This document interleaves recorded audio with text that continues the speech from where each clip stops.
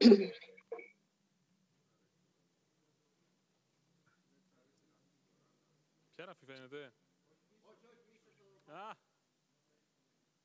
ξαναγραφτούμε άμα είναι. Θα κάτσω αλλού.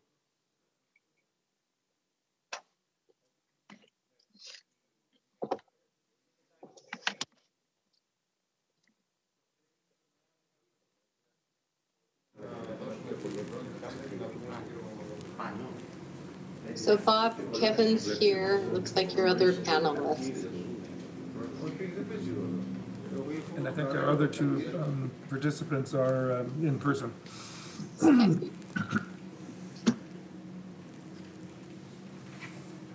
I'm going to mute.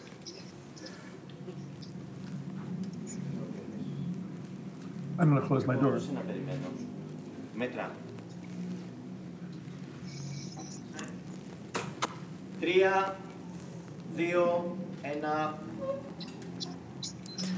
Κυρίες και κύριοι, καλησπέρα. Ladies and gentlemen, good evening. Welcome to this second day of our seminar. My name is Antonis Papadopoulos. I am head of the operational actions of the organization New Agriculture, New Generation, and I would like to welcome you on this second day.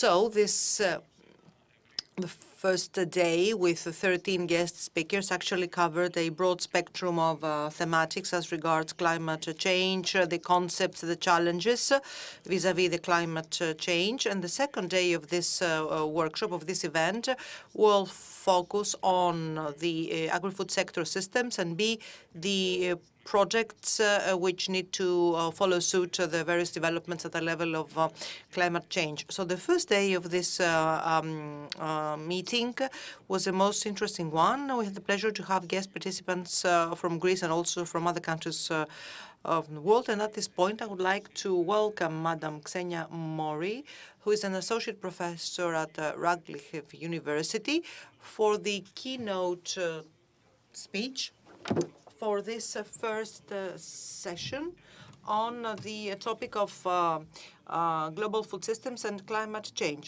Then we will proceed with the panel discussion focusing on this thematic, which will conclude the first panel of this day, and also with a fireside chat between Madam Berger from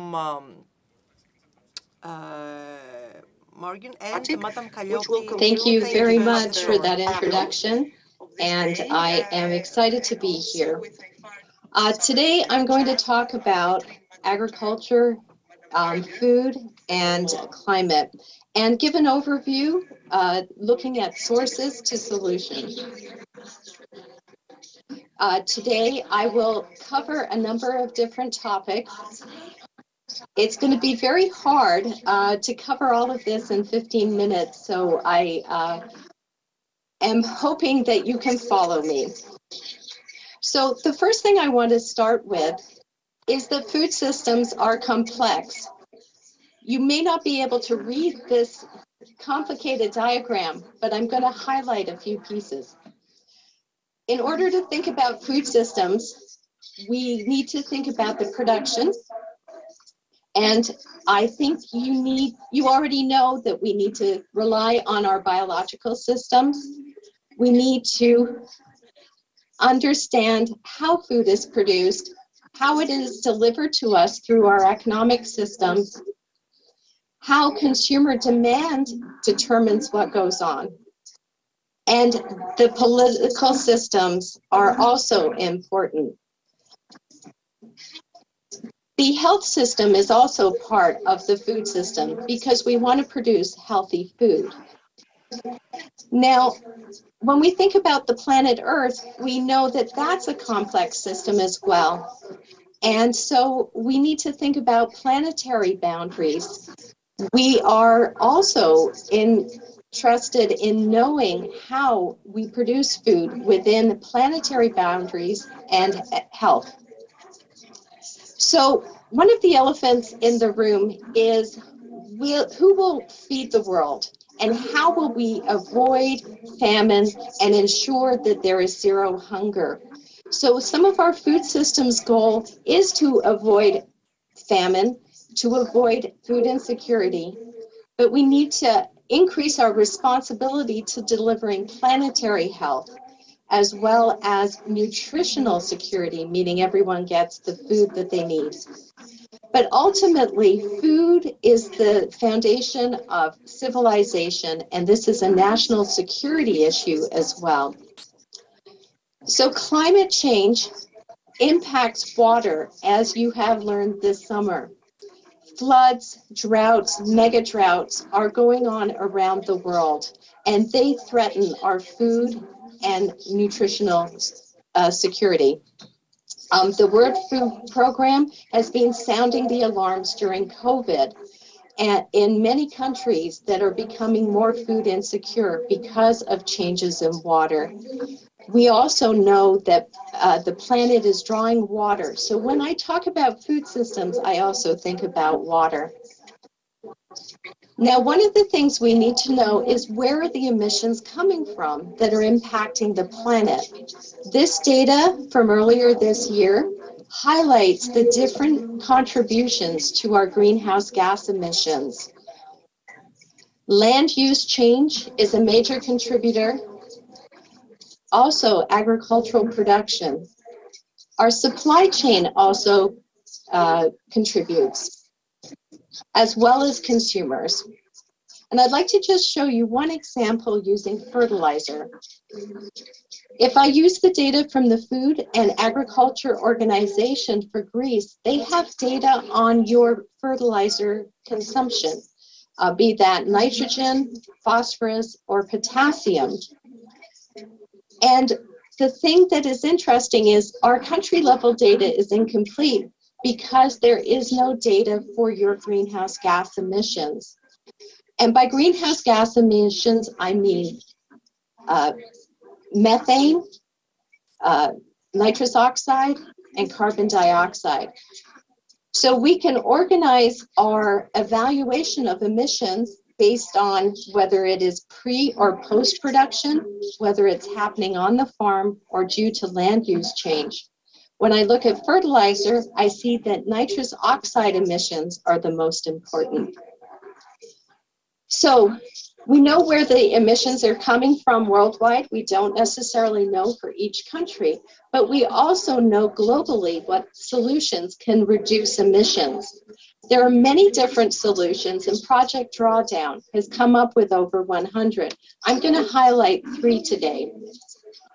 The first is within the industry to look at refrigerants.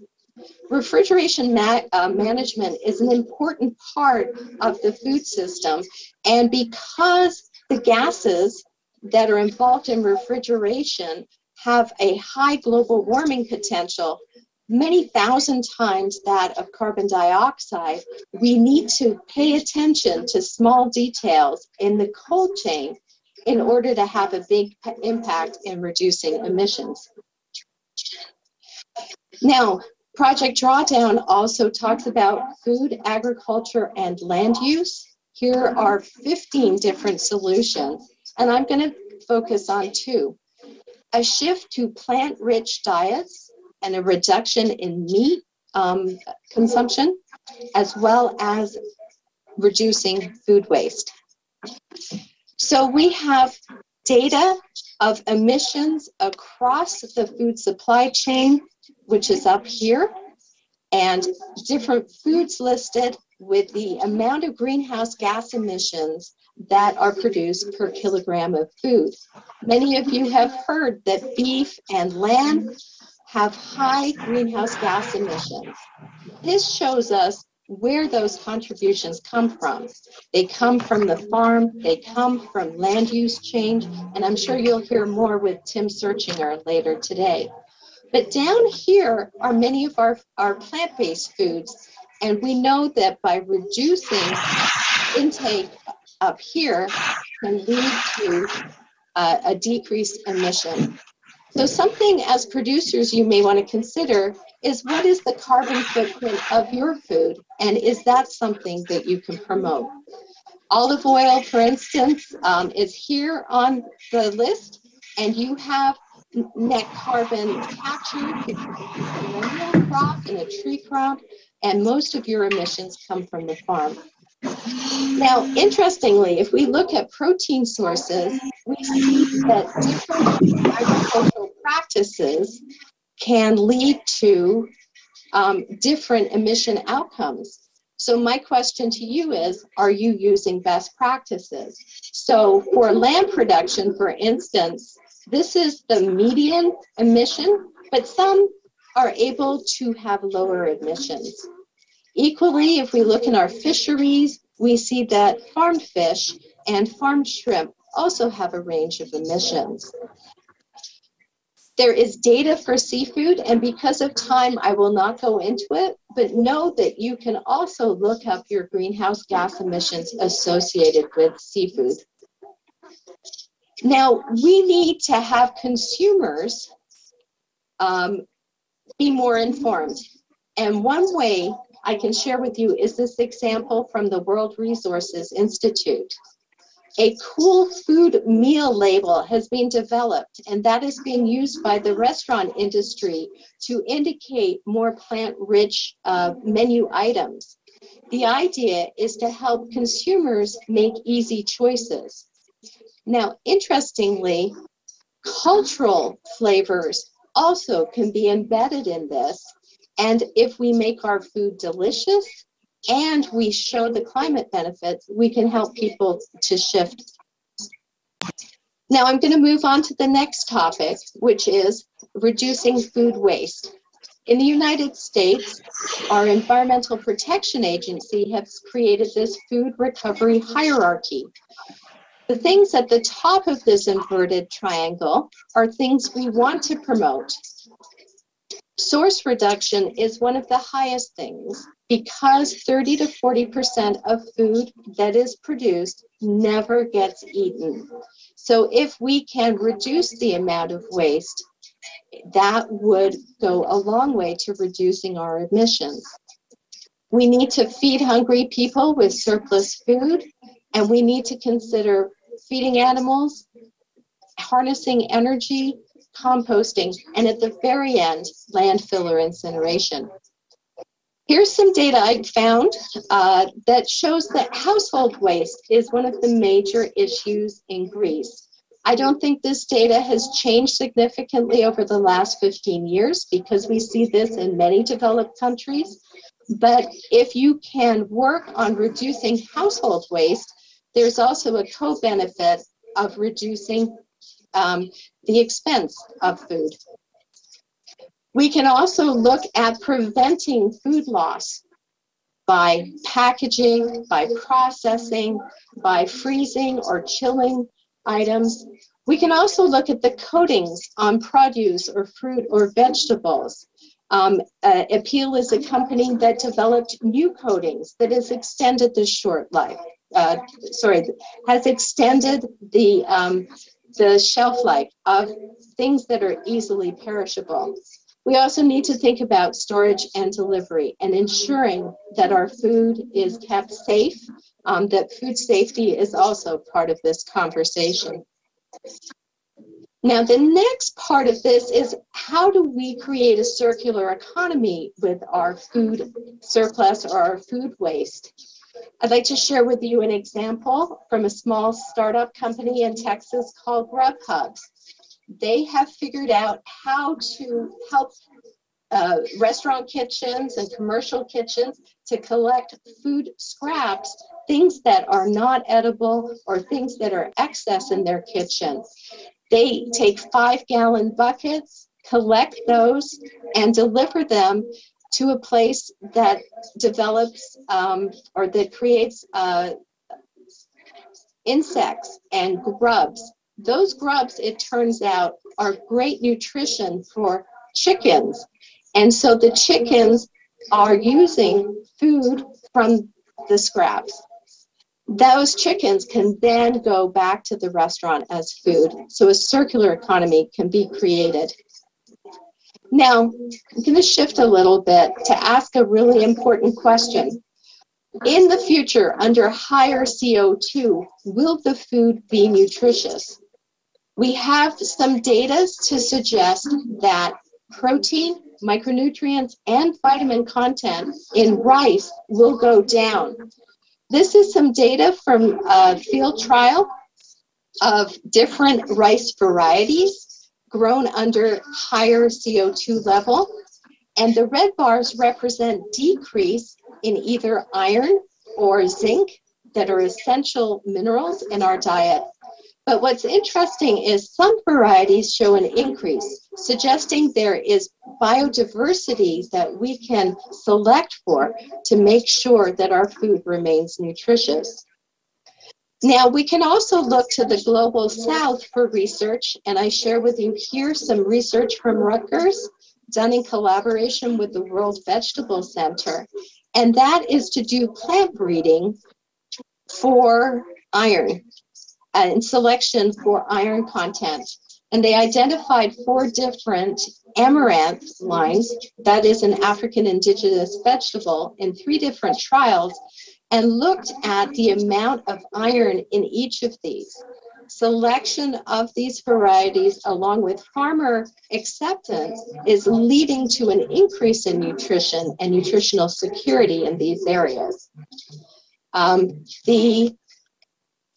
The take home here is that it's going to take a lot of different groups to come together to ensure that we have plant breeding and plant selections that is going to select for nutritious crops for resiliency. Equally, this can be applied to our livestock and our domesticated animals as well as fisheries. But if this is not successful, we need to think about biofortification to ensure nutrition. So we need the private sector, we need researchers, we need seed developers, we need farmers, and both big and small. We need government to have policies around public health. We need our non-governmental organizations and our local educators.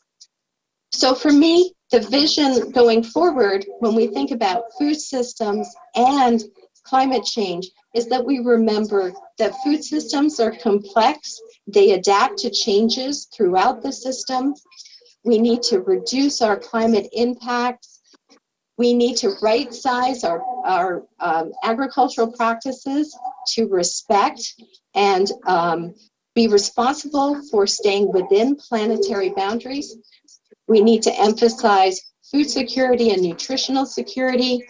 We need to increase consumer awareness by labeling, and we may need to make existing agricultural systems better using best practices. And finally, to deploy new innovations. But ultimately, let's also focus on food security. Thank you. I'd like to thank my colleagues at RU Cafe and the Rutgers Climate Task Force, and I want you to have a really enjoyable panel discussion. Thank you.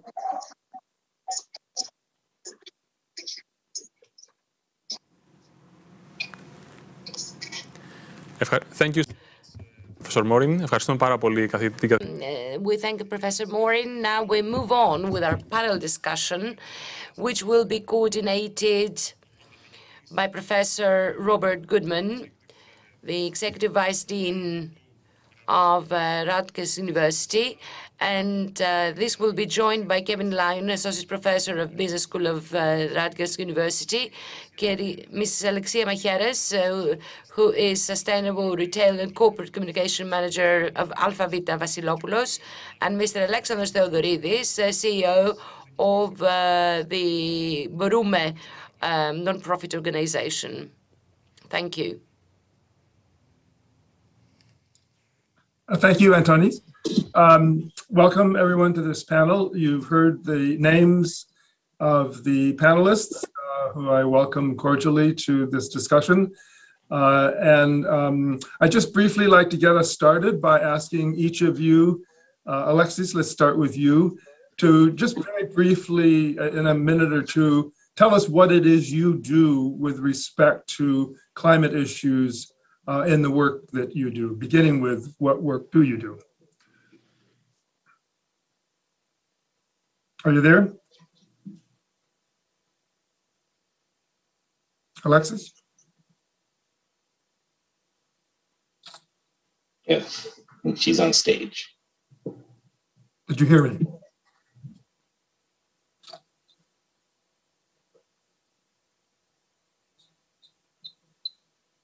Did you hear me? Kevin, maybe we'll start with you then. Sure, Bob. Nice to be here. Thank you, everyone, for the invitation. So Kevin Lyons, Rutgers Business School. What I do primarily with my work as it relates to supply chains and climate change is look at the impact that the total end-to-end supply chain has on our fragile system.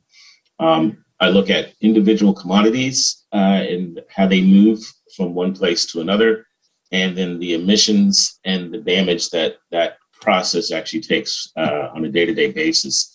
In addition to that, I'm looking at consumer and consumer behavior and how that influences the supply chain as well. So the decisions that we make also have a tremendous impact on our climate.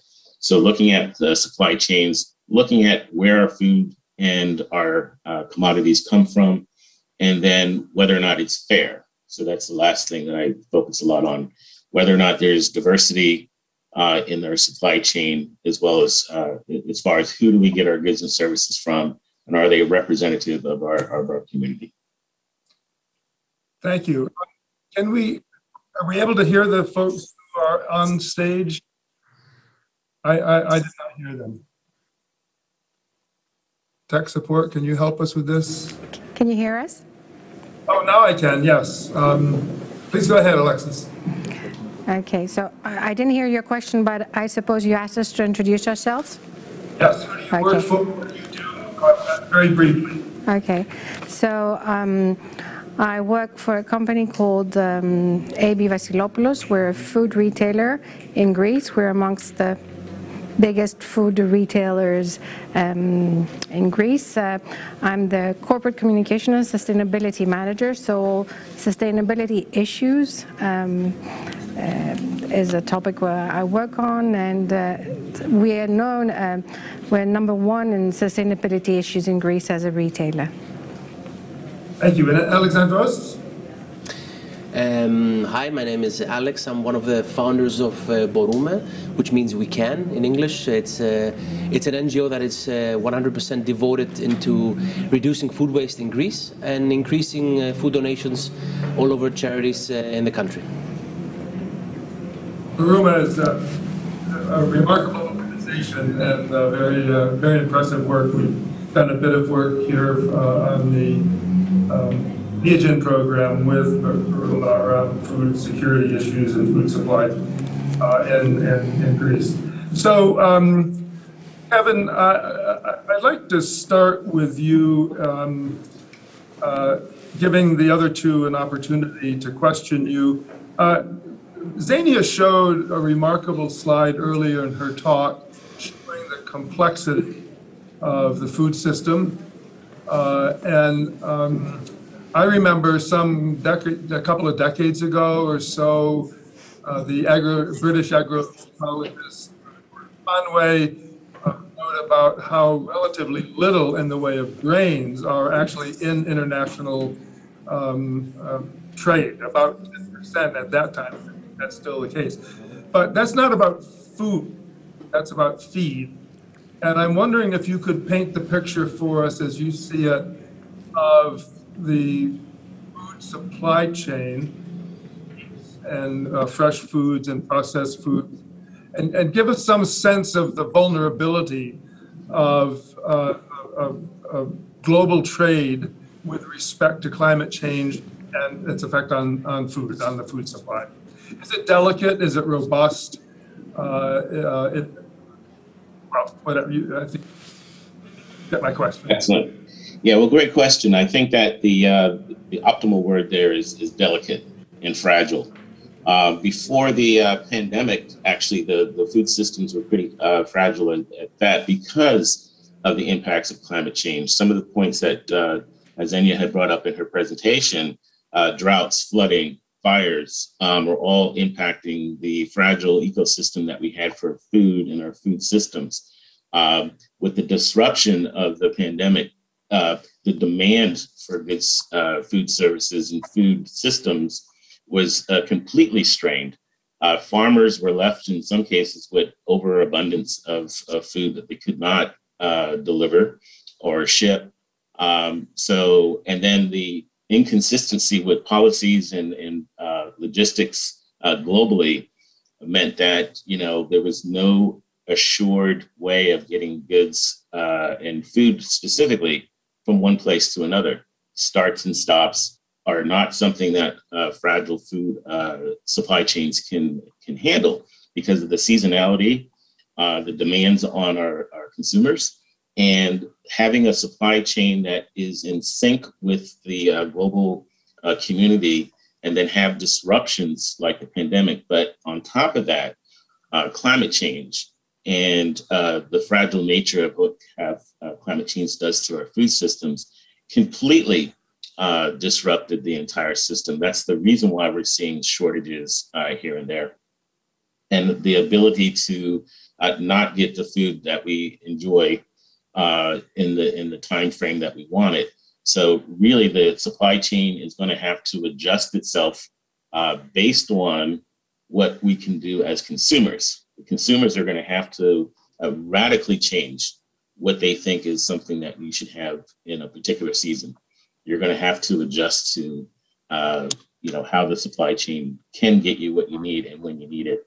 And that's really the strongest impact of climate and climate change.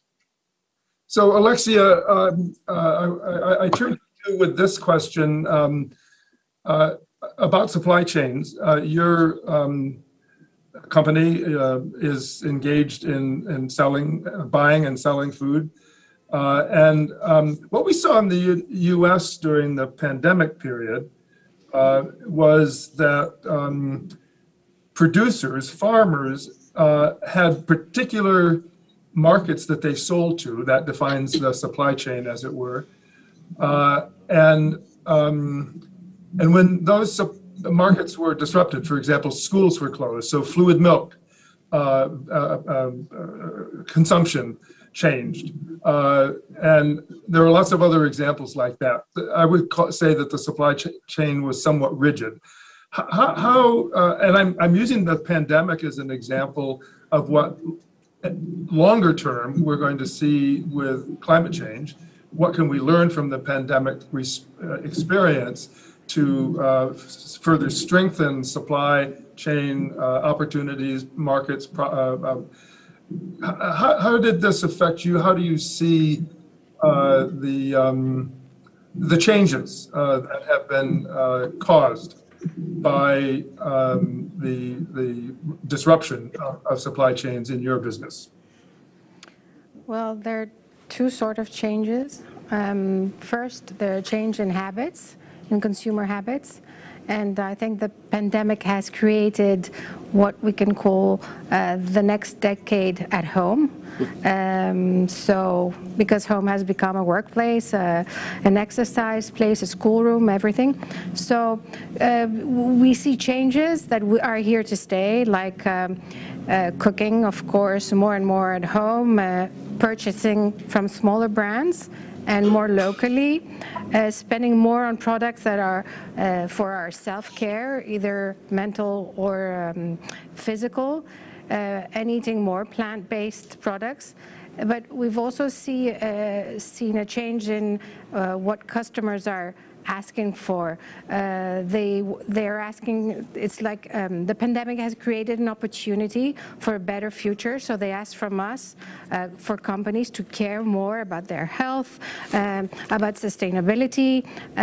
Of course, things remain like they crave convenience, and they would like to go back to the convenience we had pre the pandemic, but we'll see if that happens. Their priority has shifted also for safety and hygiene. We still have a mindset around recession because the economic crisis is still here.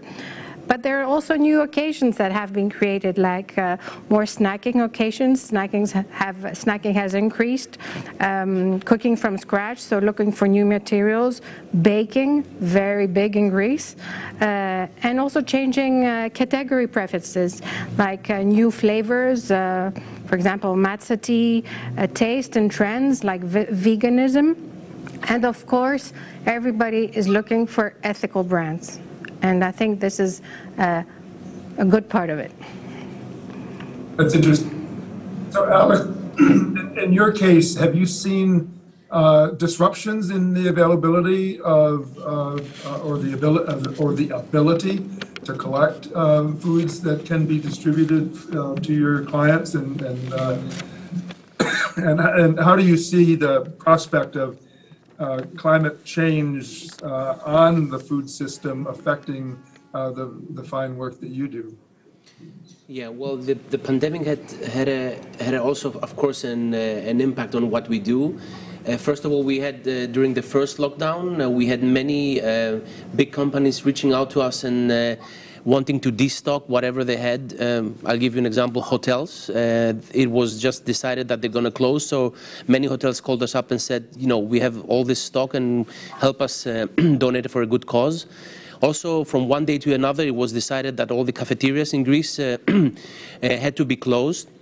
And we had one big dairy company that gave us on one day 70,000 liters of milk after they had donated everything they already could through their partners. So immense quantities. The big one, airline of Greece, Aegean Airlines, they donated more than 700,000 portions of food because they had everything stocked and ready for all their summer flights. And then all of a sudden, you know, flying was no longer an issue that much, so they donated all that food.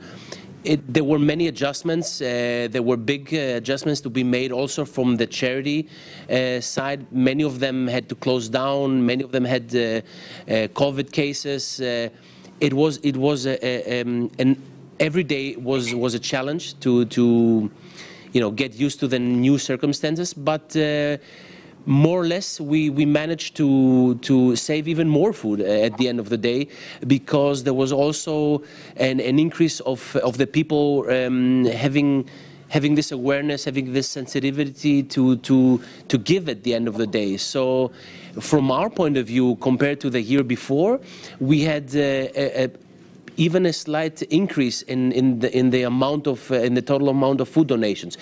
For us, everyday life was much more difficult, and we had to adjust. But at the end of the day, what we saved and donated was around 9 million portions of food within 1 year, same as the year before. And this year it's even more. We're gonna surpass 10 million this year. So, but we had also many cases. For example, with I'm thinking about agriculture production. You have big agricultural production in Crete. For example, and a large chunk of what they produce in fresh produce goes to the hotels. You know, Crete receives, I think, more than 1.5 million tourists per year, and these were gone. So you had all these big producers in Crete just dumping their produce on the street because, you know, they were protesting about them losing all their production. So you had all this you know, turbulence, and but now, as we speak now, it has more or less evened out, and it's you know, it's running smoothly again. So can you project forward what the climate impacts might be, and what have you learned from the pandemic that influences your planning for the work that you do? Yeah, so I've been doing this now for 10 years, and you know, looking at the numbers year after year, and what I'm saying in the past 3 years is that it's difficult to exaggerate how important food waste is in terms of climate change. It's such a huge issue that you know, we need to work on the awareness. We need to work on the awareness of everyday people and households to understand that everybody has a percentage of responsibility on that. So because 60% of food waste is produced in our households, we are also the ones that can do we can do a lot of things in order to reverse this very, very negative trend.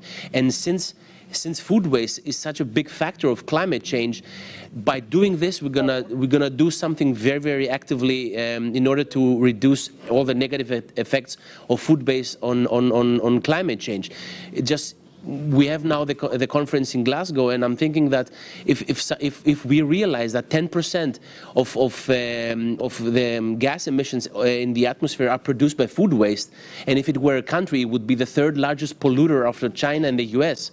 If we just think of that, we would realize that, you know, each one of us could have a big impact if we all get aware about the importance of this issue for the climate. That's fascinating. And so, Alexis, the two of you there on stage, how do you relate to each other? And what, again, do you see the impact of climate change doing to that relationship or those relationships? And what are the implications for producers in your minds? Okay, so the two of us actually happened to end up being friends through a cooperation of Alpha Vita with Borume since 2013. Borume helped us start donating all the close to expiration date products from our stores. So this is something we've been doing now and saving a lot of food that would have ended up in landfills. So this is our first and main cooperation, together with an alliance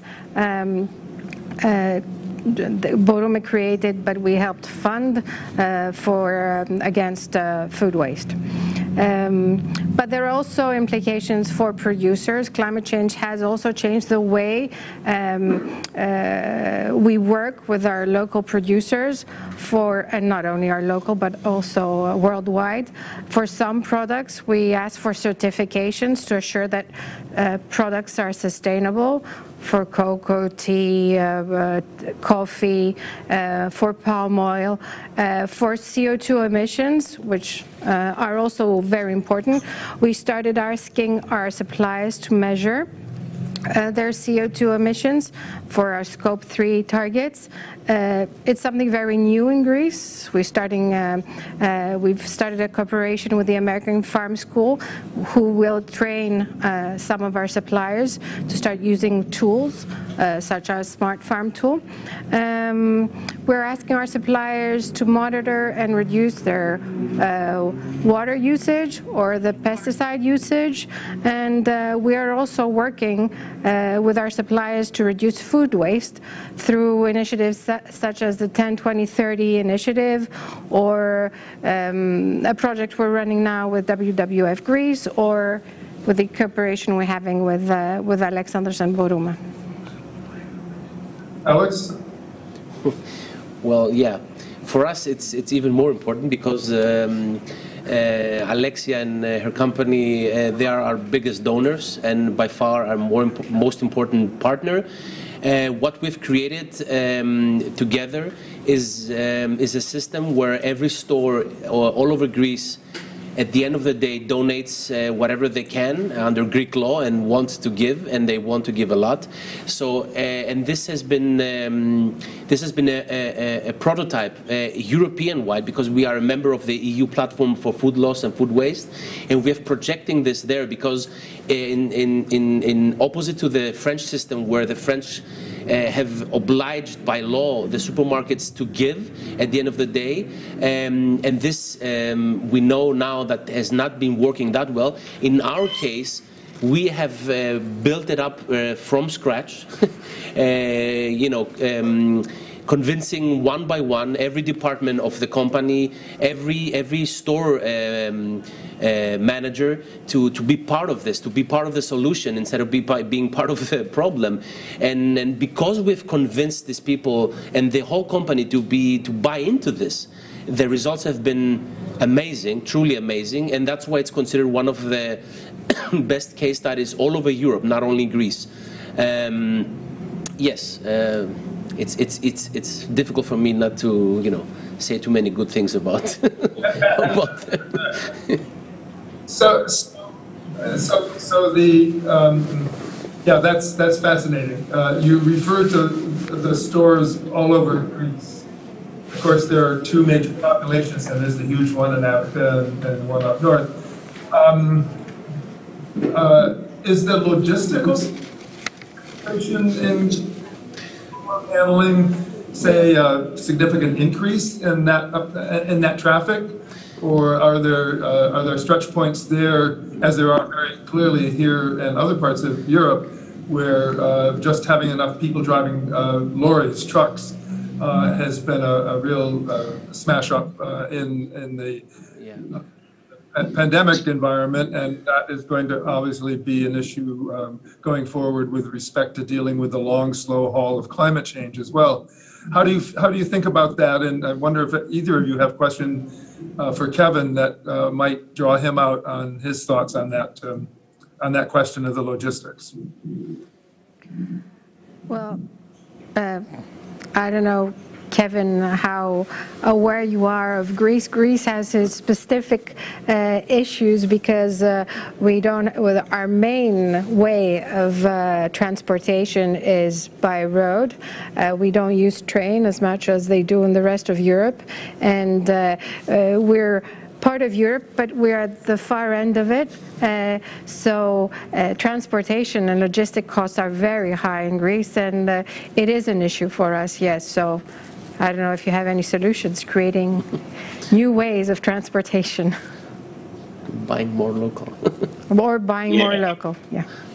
Yeah, I think the whole localization in our case here in the States is more of the nearshoring of effect, meaning that what could we do as a priority locally? However, what's really causing the issue in logistics and transportation is the workforce that goes with it. There has been a significant shortage on the folks that are involved with logistics. Just getting people to accept that as a profession is one of the issues that's causing a big logjam, not only in Europe and in Greece as well, but here in the United States. So the distance that needs to be traveled for food to get from one place to another needs to be shortened. There needs to be more eco-friendly methods of how you move goods from one place to another. And there's a lot of technology and automation that's now being introduced into the system as well.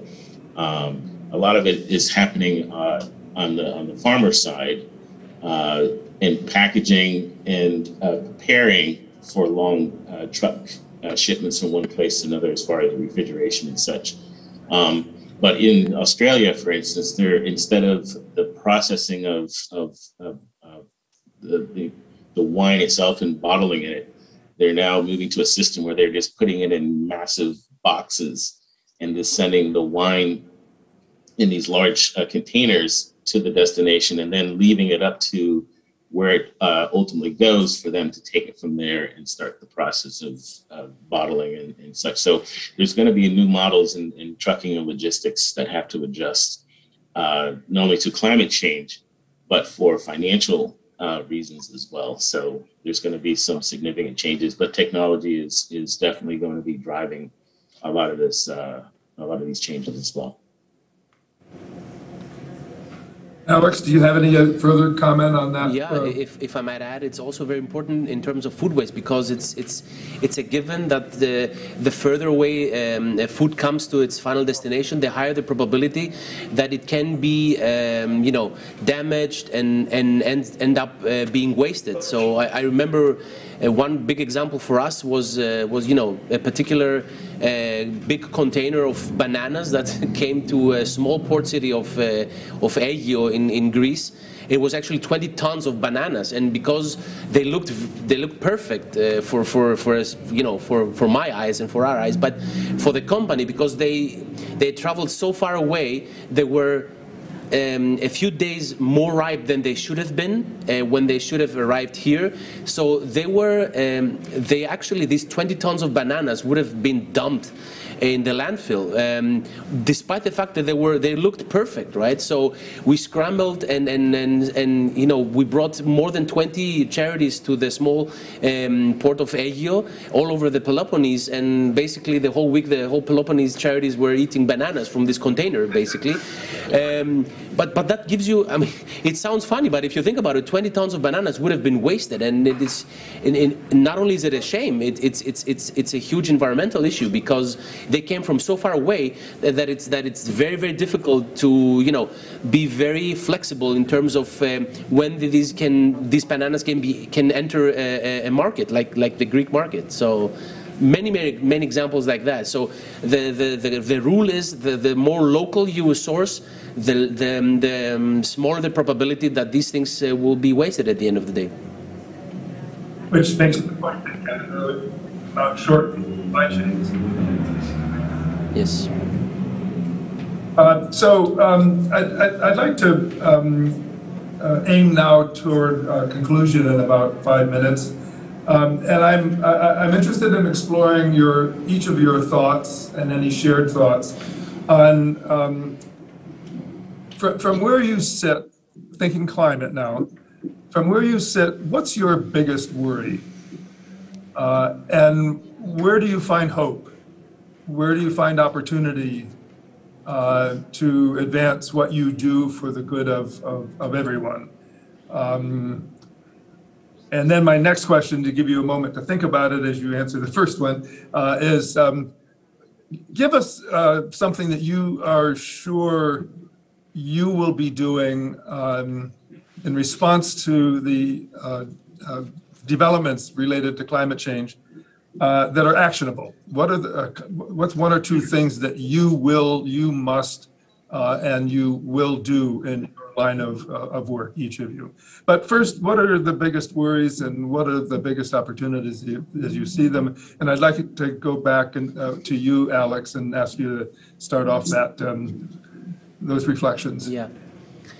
Well, my biggest worry is that we're not going to be able to increase the awareness in the Greek public as fast and as vast as we would like to, because this, whether we like it or not, that takes money. It needs a lot of resources, and these resources are very hard to find in Greece. So in many other European countries, you have the state funding such awareness-raising campaigns, for example. And here, we need to rely to our big friends who help us out with these things, or some foundations occasionally. So this is my biggest worry, that we are not going to be fast enough in raising awareness to this.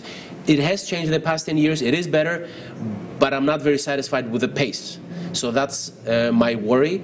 On the other hand, what we do every day, it's, you know, it fills you up with hope every day, because we are surrounded by wonderful people who volunteer their time and help us save food every day. We partner up with great companies and great people like Alexia who are brave enough to change the existing paradigm, to shift big mountains in order to you know, change what has been happening until today with negative impact on the climate. So for us, every day at the office is a fantastic day, because we're surrounded by very, very positive, go-getting people who want to change the world for the better. So it sounds a little bit funny, but it's actually what we're going through every day. Well, you know, it may to some sound, you know, but the way you describe, but actually the years that I've been involved in Greece with the SNF sponsored project, I know I have seen changes, like people like you who are getting together from different sectors and talking to each other and working with each other, and not letting turf or other narrowing interests get in the way of doing good work. So that's sort of just a comment that I feel that the way you put it, Alex, was really was very, very important and very strong. It is an emotional thing. It is. Alexia, what are your worries, and where's the biggest opportunity for you as you see the field of sustainability and market and so forth? I'll be a bit more personal and more intimate, saying that my worry is what our children and what we will leave back for our children and the world my daughter is going to grow up in and what I'm leaving behind for her. And my biggest hope is, again, children and what they will be capable of doing, their new mindset, new technologies and new ways of, coping with climate change and everything. So for both, it would be children. That's beautiful. Kevin?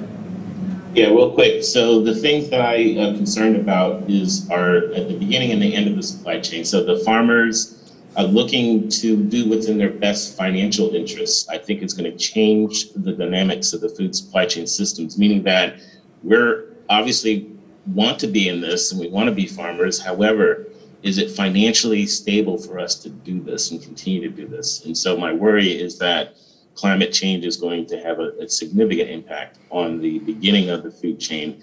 And so they're going to start to look towards foods that they can produce that are sustainable and are able to make them a profit. And then the end of the supply chain is the consumers. The consumers absolutely have to change their mindset about what you can get and when you can get it. And we need to spend a lot more time on the consumer side to make them more sensitive to where your food actually comes from. And then having them think about investing in the closer your food comes to you, or to you, that your investments and your interests should lie with the localized farmers and the economy that basically is serving you and has been serving you very well. So those are the two key points. Thank you all. It is 11:50 here on the East Coast of the U.S. Our time is up. I just want to thank you, the three of you, for a really interesting conversation and wish you the very best. And the two of you in Greece, I really hope that time and circumstances will allow me to return to my fairly regular travels to Greece. Thank you all three. And it's over to you, Antonis. Thank you, Professor. Thank you all. Και κλείνοντας. Now concluding this panel discussion, we now move on to the last part of the first session of our conference today on global food system and climate change. There's going to be a fireside chat between Mrs. Sarah Bettiger, who is head of Global Public Affairs, Science and Sustainability, and Senior Vice President of the Crop Science Division of Bayer, and Dr. Kalliopi Panoutsoulou, who is Senior Researcher at the Imperial College of London. This is a discussion that will be very interesting and will perfectly conclude this first session today.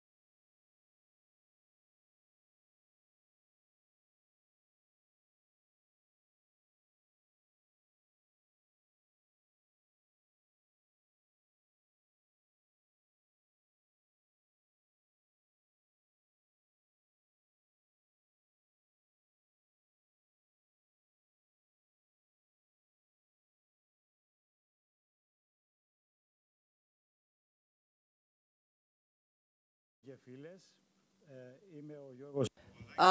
evening. I am George Papadakis, chair of the scientific committee of this conference, and I would like to welcome you on this second panel of this second day.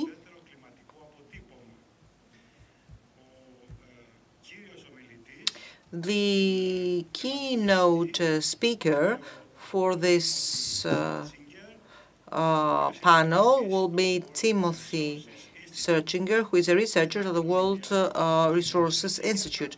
Following the talk by Mr. Searchinger, we will have a most interesting panel discussion with speakers who will elaborate on the topic of this climate change market. Thank you. Do you want me to start? Am I supposed to start right now? Hello? Yes, we can start right now. Oh, okay. Thank you. I thought I was going to be introduced by Xenia. Okay. Well, thank you very much. I enjoy being there. I'm actually, my main job, just so you know, is I'm at Princeton University, and I'm also the technical director of the food program at the World Resources Institute. And we put out a couple of big reports. This was a 550-page report, essentially, on how to feed the world without destroying the world. This is a report on how to make Danish agriculture carbon neutral, and my talk will borrow from that.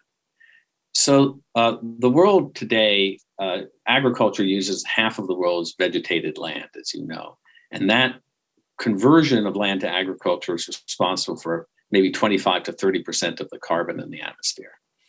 On top of that, of course, we have these production emissions that basically mostly result from methane and nitrous oxide that comes from wet. It basically occurs in wet carbon-rich materials, the stomachs of cows, enteric methane, rice farms, the nitrous oxide from pasture, and from both methane and nitrous oxide from manure management. And then, why is this not going? And then we also have, of course, nitrous oxide from use of fertilizer, energy emissions from manufacturing and on-farm. And together, agriculture, as you probably all know, is about 24% of the world's greenhouse gas emissions. And this is about 14% from the production process and 10% from continuing land use change to feed us and the ongoing degradation of peatlands. But also significant is if you look at the type of emissions, almost half of those emissions result from ruminants, from cattle, sheep, and goats, even though they actually produce a modest percentage of our food. And they also occupy most of the world's agricultural land. So the other source of emissions, of course, comes from the expansion of agriculture, where we're continuing to clear forests. Here's in the Amazon. And our challenge is that we need more food. So the population is going to rise to about 10 billion people. And many of those people are extremely poor today, eat almost very, very little milk and meat.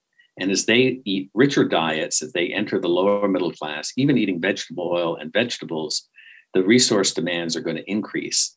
And by most estimates, here from 2010 to 2050, we need more than 50% more crop calories. And we also probably need 70% more milk and meat. There is a relentless growth in demand for milk and meat.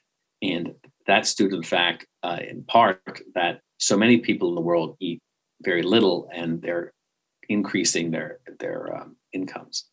So greenhouse gas emissions today altogether from agriculture are about a quarter, about 12 gigatons, 12 billion tons. We predict there'll be 15 billion tons, even as I'll discuss, with ongoing yield gains. And that includes clearing an area twice the size of India by between 2010 and 2050. These would also be the emissions from the other sectors if they don't mitigate. But if we want to solve climate change, at the time we did this report, we thought the maximum human emissions from all human sources were about 21 billion tons. They're probably more like 15, and means that agriculture alone would essentially provide all of the world's greenhouse gas emissions that we can accept, which means zero for anything else. And for agriculture to do its fair share, we need to produce 50% more food with only 1/3 of the emissions and essentially on the same land area. So we came up in our report with a basic approach, which is produce, protect, reduce, and restore.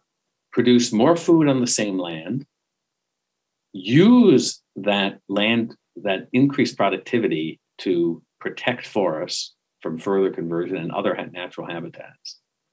Reduce our demand for land-intensive products, and also reduce our emissions through innovations and other practices. And if we do enough of that, then we can also restore forests and peatlands, and therefore achieve eventually carbon neutrality. If you did all of these things, we could, in theory, achieve carbon neutrality, but a huge challenge. So I just want to talk about a few elements of that. First, why do we need to produce more food on the same land?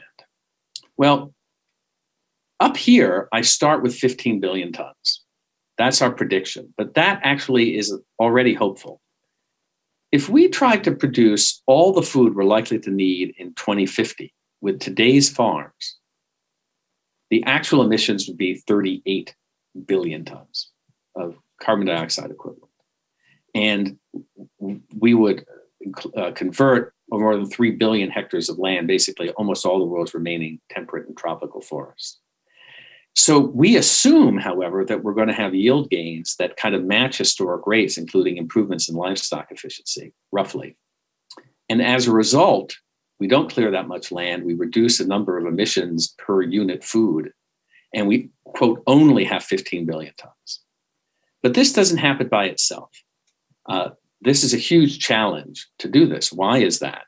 Well, to actually produce all the food we need without clearing more land, we need even faster yield growth than we've had in the past decades. But in the past decades, we achieved yield growth in part by doubling irrigation. We now have little ability to increase irrigation. We brought synthetic fertilizer to most of the world, scientifically bred seeds to most of the world. That's true of already the vast majority of the world, really the exception of sub-Saharan Africa. So we don't have these techniques anymore available to us. So the only thing we have available to us is the need to farm smarter. So part of that is crop breeding. CRISPR, of course, is only one example of the improvements in molecular biology techniques. Breeders have no shortage of ideas for how to increase crop yields. And we have a long chapter in our big report on opportunities, but you're probably familiar with them. This needs to accelerate. What is less appreciated, I think, is the opportunities to improve the efficiency of livestock. So this is a chart from a paper from 2013 that shows the greenhouse gas emissions per kilogram of protein from beef in different parts of the world. And what you can see is that the emissions are 30, 50, even 100 times higher in much of the world than they are in Western Europe and in the United States. And this comes from essentially feeding cows badly, above all, and poor healthcare. And there are enormous opportunities to improve that. You don't have to adopt Western systems to do that. You can do that through improved grazing systems, dramatically improve output per hectare, reduce methane emissions per kilogram of milk or beef. And then we also need to be very innovative. We're going to need to explore a whole range of innovations. It's an important theme. This is just one idea. So it turns out that there is a tree in Asia that's a little used for food called Pangamia. There's a company that thinks and is showing that you can get much higher yields of Pangamia. It produces an oil seed that basically replaces soybeans, but with a higher yield. It's nitrogen fixing, more carbon. This is the kind of interesting, innovative idea we need to explore. But we also need to use these increased productivity to protect forests. It doesn't happen just by itself. So for example, it's critical that we increase yields in the developing world. But when you increase yields, you can also clear more land there. So Brazil is a great example. You had increased yields of soybeans and maize, but you also cleared more land. And one reason for that is that it became more competitive globally to produce maize and soybeans in Brazil. So you cleared more land for those. So we actually have a strong reason to try to increase yields everywhere, but that needs to be matched with governance to make sure that that doesn't lead to clearing more forests. And in effect, there needs to be a global deal to help improvements in yields throughout the world while protecting forests. And one reason for that is also that there is another problem that people aren't really focused on, which is it's not just net deforestation, but shifts in our forests. So this is an example. The blue is of abandoned agricultural land in Latin America from 2001, I think, to 2010. And the red is the deforestation. So the good news is that we are reforesting here, but the bad news is that we're deforesting here, and the carbon losses and biodiversity effects are even greater, and they happen right away. So we want to improve agriculture where it is and not move it around. And one of the things we need to do is stop building roads through forests, because when you do that, you encourage that shifting. You tend to have a clearing of forests once you do that. The third category is we need to reduce our demand for land-intensive foods. And so even as we're producing a beef more efficiently, we need to reduce our consumption of meat and milk. And we all know that meat and milk require vastly greater resources than other products, and particularly beef. I'll show you that. But here's what I really want to communicate. This is a very complicated but important graph that a colleague of mine made. And on the x-axis here is the population of a country and region likely in 2050. And the y-axis is the calories of milk or meat that people eat per person in each of those places today. And the red is today, and in the yellow is what we expect in 2050. And what you see is that 2/3 of the world, from here to here, 2/3 of the population in 2050 live in countries where today the consumption of meat and milk is probably around 200 calories on average per person per day, which is about a quarter of what we eat in the US and Europe. And we are assuming that that only goes up a little bit. Now, to make room for these people to be able to eat a little bit more, it's critical that people in the US, Canada, and Europe eat less. And above all, that they eat less beef. So beef has tremendous greenhouse gas emissions. It's very inefficient. It has tremendous land use requirements. When you look at the greenhouse gas emissions, both from the production process or the land use, it's about 5 times that of milk, 8 to 9 times that of poultry, and even more of that compared to, let's say, proteins or peas or soybeans. And so really we need to focus on reducing that. And the good news is that in the US and Europe, the average person consumes about 1/3 less beef than he or she did in 1970, but that needs to continue to decline. And then that land use needs to be used to help feed the world. So one of the options, of course, are plant-based products. This is the Impossible Burger. That's the kind of thing we need to promote. So we're going to need to produce meat more efficiently. We're going to need more beef probably for the world, but we want to make sure that increase is as small as possible. And we need a bunch of innovations to reduce emissions. So this is just one example, which is biological nitrification inhibition. So a lot of greenhouse gas emissions occur when nitrogen turns from ammonium into nitrate, and then the breakdown of nitrate causes nitrous oxide, and lots of nitrate causes other pollution problems.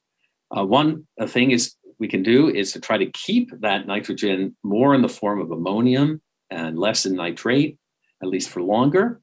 There was a wonderful article recently in PNAS where a small group of breeders have been breeding wheat, among other things, to exploit a natural quality in some rare wheat varieties where it exudes a chemical to hold down that nitrification process.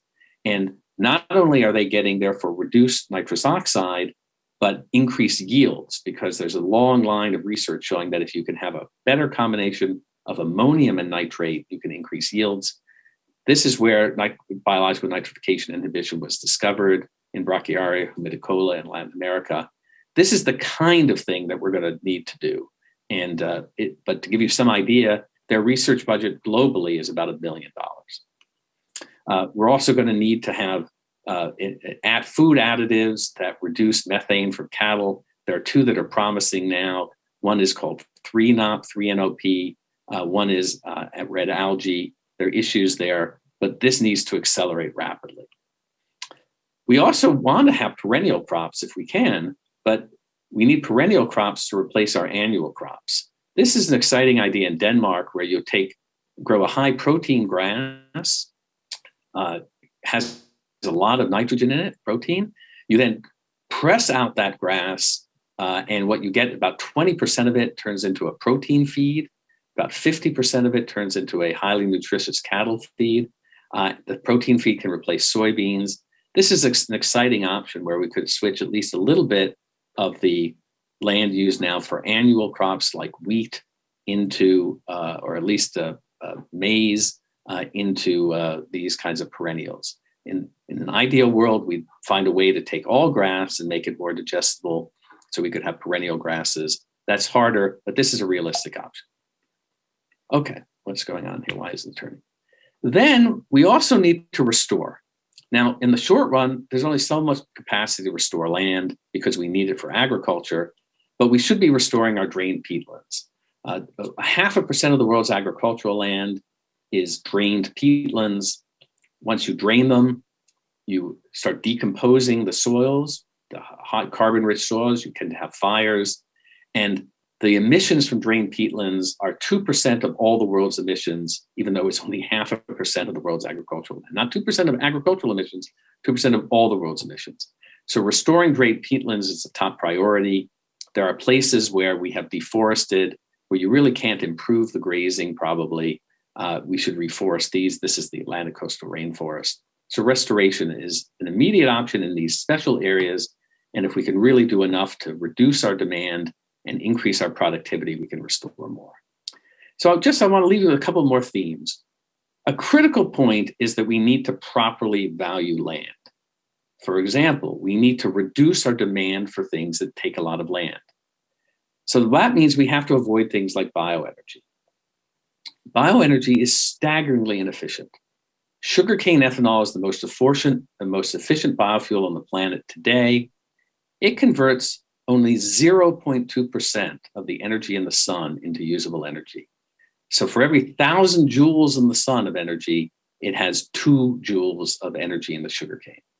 And solar cells are about 20%. And solar cells don't need good agricultural land. They can have dry land. So it's just incredibly inefficient to use land to make energy. And it uses an extremely rare and valuable resource, which is highly productive land. So at WRI, we analyzed and determined that on 75% of the world's land, using solar cells today, you could produce at least 100 times more usable energy than even optimistically producing cellulosic ethanol in the future. And so that means if you have 100 hectares of spare land, use 1 hectare for solar and 99 for reforestation. Why do people claim bioenergy is good? But bioenergy is a way of using land to grow plants to replace fossil fuels. That's the benefit, and that's what they count. But the cost is not using that land for food or to store carbon. And in various ways, they typically ignore that cost. Now, this is important because right now, the new climate strategy for the EU has these very ambitious targets to shift to low carbon energy from fossil fuels, which is great.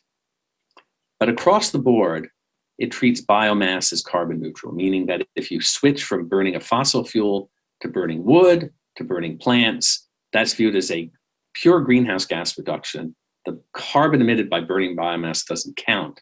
That's the equivalent of treating land as free. And as a result of that, even in their plans, is to take about 1/5 of the cropland in the EU and turn it into energy crops. And we can't afford to do that. At the same time, the plan is to actually reduce intensive agriculture in various ways.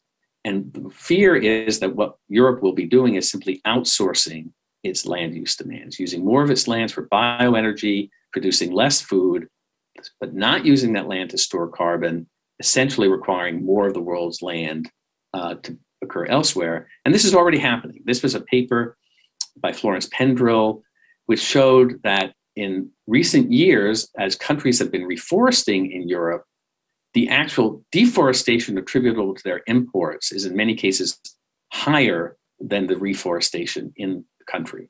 So a fair amount of that is just basically exporting deforestation. We don't want to do that. So, I'm sorry, I'm going the wrong way. I'm almost done. So let me just point this out, that Europe is in a unique position because its population is stable. It used to deforest almost the whole thing for food. As yields grow, if Europe doesn't increase its meat consumption but decreases it, Europe has the potential to decrease agricultural land quite a lot. But that land then needs to be reforested. And what you see here is the fact that we have been shifting agricultural land from the developed to the developing world. If that happens, we need to use that land to reforest to balance out some of the deforestation occurring there. So what I think we need in Europe is a social compact. People in Europe are going to want a better habitat, but it's also important that people in Europe produce more food. So if the people in Europe are going to support increasing the production of food in Europe, which is what we need, they also need to have benefits themselves. And so the social compact includes increasing food production in Europe. But then as you do that, there has to be restoration of forests, restoration of habitat, and also it has to go hand in hand with these innovative ways to mitigate the emissions. And so I'll leave you with that thought, that essentially I am concerned that Europe is taking advantage of the fact that it deforested so much land before. It will need less land to feed itself. But that land then needs to be used either to feed others or to restore habitat and carbon, not to be diverted to other uses. And I think the best opportunity for that is for there to be what we call the social compact, where increased production, increased habitat, increased climate mitigation all go together. And I'll stop there.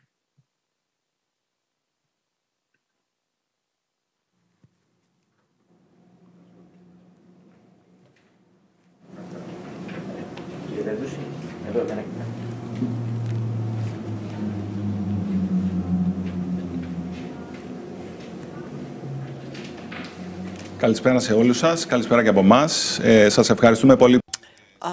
Good evening from the panel. We would like to thank you all for being here with us on the second day of the panel. My name is Nikos Dedousis, an agricultural banking executive with Piraeus Bank. So following a most interesting panel and keynote speech, I underscored concepts such as agrologistics, food waste, sustainability for value supply chains and agriculture, innovation and performance, efficiency in plant-based food, renewable energy sources and their utilizations, for example, photovoltaic systems.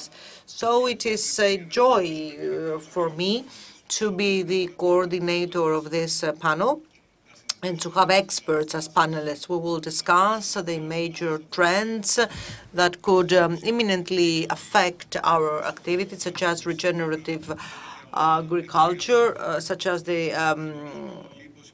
pollutant trading system. We all know that challenges are huge in order to reach the net zero and at the same time have across the chain sustainability.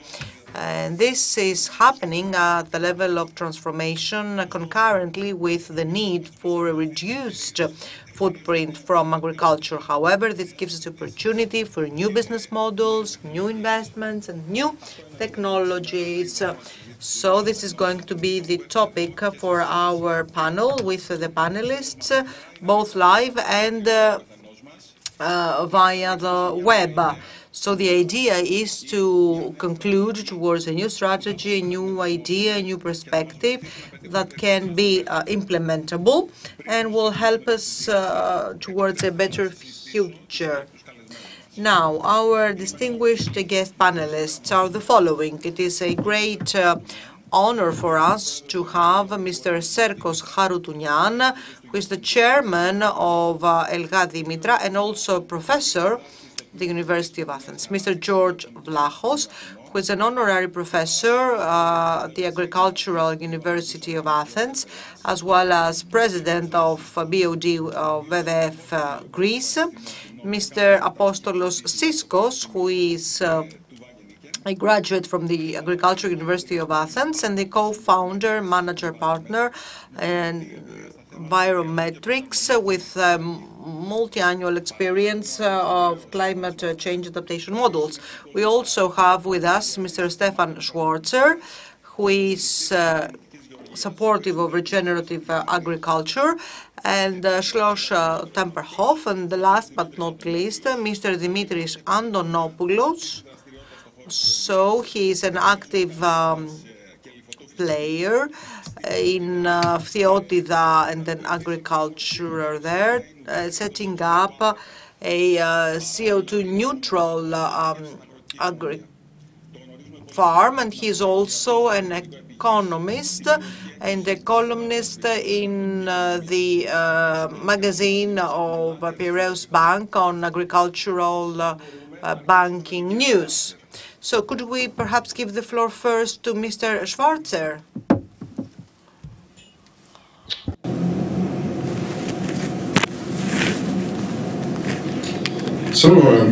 Καλησπέρα σας κύριε Σβάρτσερ, σας ευχαριστούμε πολύ που...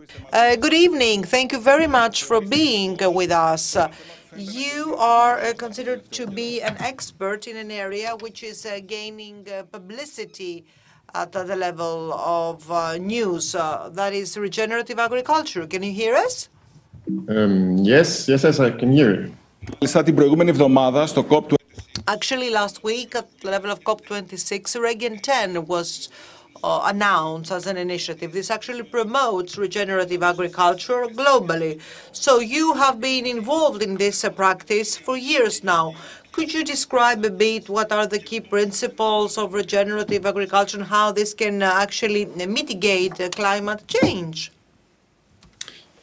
Yes, thank you very much for the introduction, and thank you so much for the opportunity to speak about something which is really so close to my heart. Methods and potentials of regenerative agriculture in Germany and in Europe and in the world. Let me start with a few points, I think, which are really valuable to know, and that is, at the beginning, really soil life.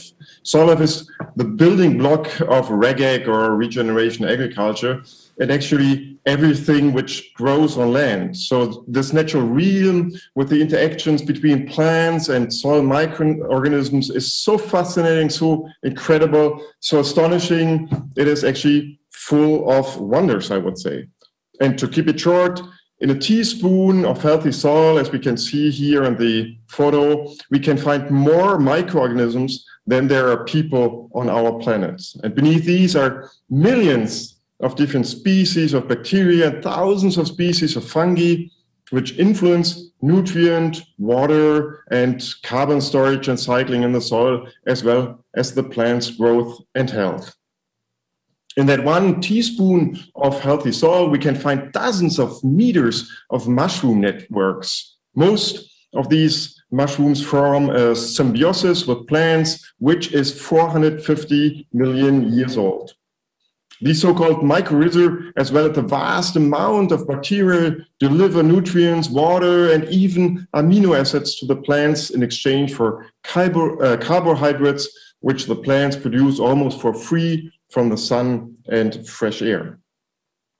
Naturally, 80 to 90% of the nutrient uptake of the plant is microbially mediated, increasing the plant's pest resistance, its stress tolerance, nutrient density, and helping to stabilize soil as well as capture carbon.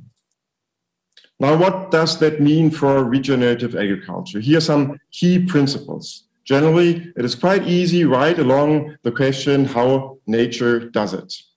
The first one is the continuous protection of the soil surface. Life doesn't want to lose soil and its valuable fertility. The second one is the minimization of the mechanical disturbance of the soil. Again, easy to understand. nature does not till the soil. We need to work the soil as little as possible so that soil life can flourish. The third principle is plant diversity. Again, easy to understand. Diversity is key in nature. The fourth principle is the establishment of a permanent plant root network, clearly based on the before mentioned intensive and unique relationships of plants and soil life. We can recognize the importance of a constant flow of carbohydrates from the plants into the soil in order to feed and nourish the bacteria and fungi. The fifth principle concerns the integration of animals into our agricultural practices. Good to know is that the best soils around the world have been evolved in symbiosis between animals and plants. Without going into detail here, this slide shows a collection of RegAg practices, but there are much more to it. Some of them are well known and partially already established. Some are rather new and very innovative. I will just showcase three of these: agroforestry, cover crops, and market gardens. So clearly, agroforestry is finally gaining ground in Europe, although still very small in movement. The combination of fields and trees offers many advantages. Trees provide wind protection and improve the microclimate, which will be particularly advantageous in times of climate change. They draw water and nutrients from deeper soil areas and release part of it back into the fields and the environment. They reduce soil erosion through their root system, which protect the soil, and the solid grass strips. They provide habitat for birds and insects and, among other things, but very important, they produce fruits, nuts, or wood, which we can use. Unfortunately, the summer fallow or the winter fir is still common practice around Europe and around the world. Thankfully, an increasing number of farmers are now opposing to this because they see the positive effects on soil health and soil fertility of cover crops and green manure, feeding the so important soil life constantly over the year through a living cover. In addition, these methods offer insects and birds food and space. Let's have a look at an alternative vegetable production system. The market gardens follow the principles of soil conserving to soil promoting management with a high degree of diversity. On small beds, standardized in width and length, only very light to only manual equipment is being used. Principles in the system: work the soil as little as possible, we've heard about it, leave it covered as much as possible, again, we heard about it, diversity of cultures, and much more. So everything, again, in order to protect and nourish the soil life. This system can produce the same amount of vegetables than a conventional horticulture production system on only 10% of the space, and with much less inputs and higher nutritional values. There are many advantages to these and the many more different approaches and methods of RegAg. One thing is obvious if we look at this difference between the two soil samples, one on the right side of the street, the other on the left side. Same soil, equal basic conditions, but left conventionally works, that is plowing, monoculture, chemical fertilizers, pesticides, on the right side with methods of regenerative agriculture. The difference is clearly visible and self-explanatory. Humus contents are far apart, and thus the water infiltration rate, the water and nutrient storage capacity, soil structure, etc. And thus, of course, completely different potentials for plant growth, among other things. Regenerative agriculture practice can store carbon in the ground. We're hearing more and more about carbon farming and carbon certificates. Let me just mention here that yes, there are indeed potentials in carbon sequestration, as we see here from a research in Bavaria and Germany, through methods of RegAg, as for example, by using cover crops or agroforestry. Even much more if we include shrubs and trees, as you can see here in the landscape, as they stock massive amounts of carbon in their roots and trunks. So let's go for hedges and trees wherever we can with all their advantages. Although I must say I see great value in the discussion about carbon farming. We see in this example in Germany that the humus accumulation potential in green is not limitless. Okay, some very promising approaches have not been considered in the study. I'm convinced that the potential is larger than the one modeled here. But upon my opinion, we should not worship this carbon capture thing as the new golden calf and squeeze it into market instruments much in favor of big enterprises. Instead, we should create incentives for farmers for a holistic approach to regenerative farming and changing our own relationship to nature in general, which we generally have lost over the last decades, with dramatic consequences for the environment. We hear everyone, and as a human society, and much less the farmers, are in need of a major transition towards valuing and cooperation with nature. If we do this and value this, farmers will do it too.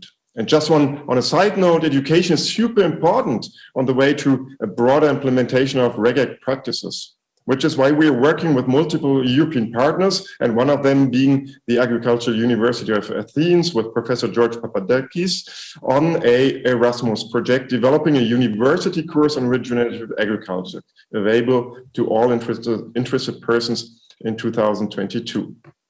So let's start working into another direction and really try to rebuild in a holistic way the natural resources through regenerative agricultural approaches. There are many, many win-wins to capture here.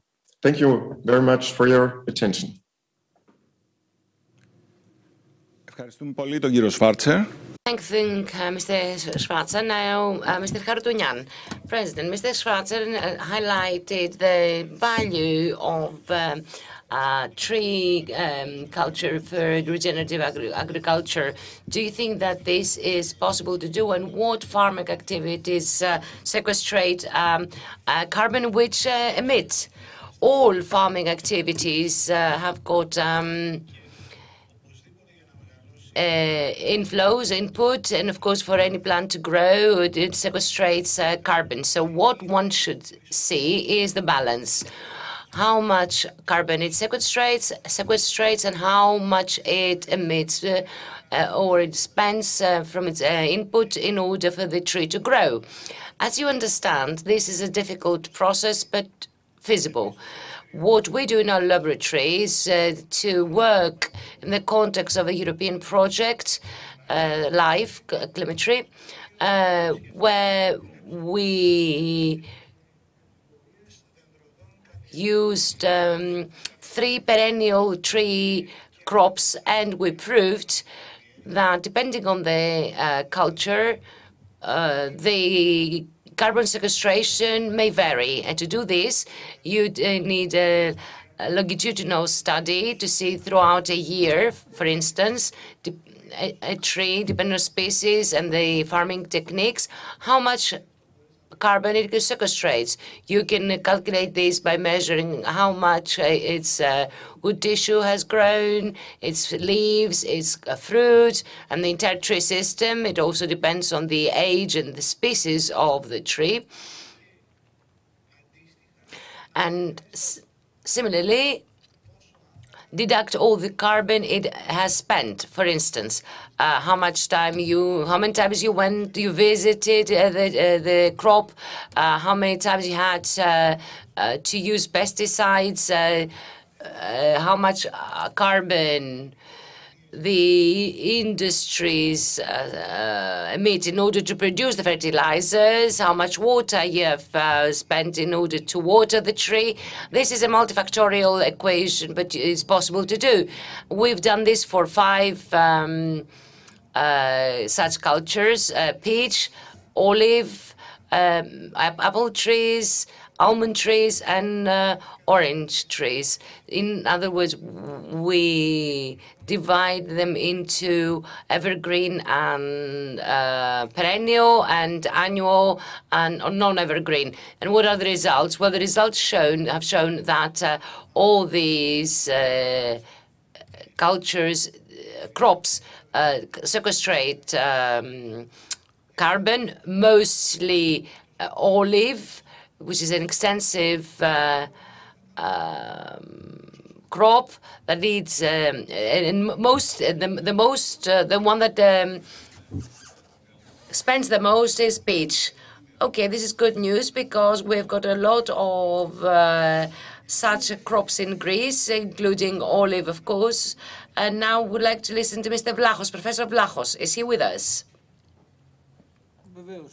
Yes, I'm here. Good afternoon. Good evening, Mr. Vlachos. We heard yesterday the country has got very good performance when it comes to greenhouse gas emissions. In this context, what are the prospects of the Greek and European agricultural sector in the new climate change market? Well, thank you very much for this invitation and this opportunity to discuss. What one can say is that there is a market, there is a growing market. And there is the paradox. The more globalization moves on, the more people go back to local, to authentic, to genuine, to environmental protection, rather than, despite the liberalization of trade, the free trade. And we see this both in retail as well as restaurants, bars, catering, everywhere. There's a new market, or carbon neutral markets for the benefits of protecting the environment and mitigating climate change. Of course, what one can say is that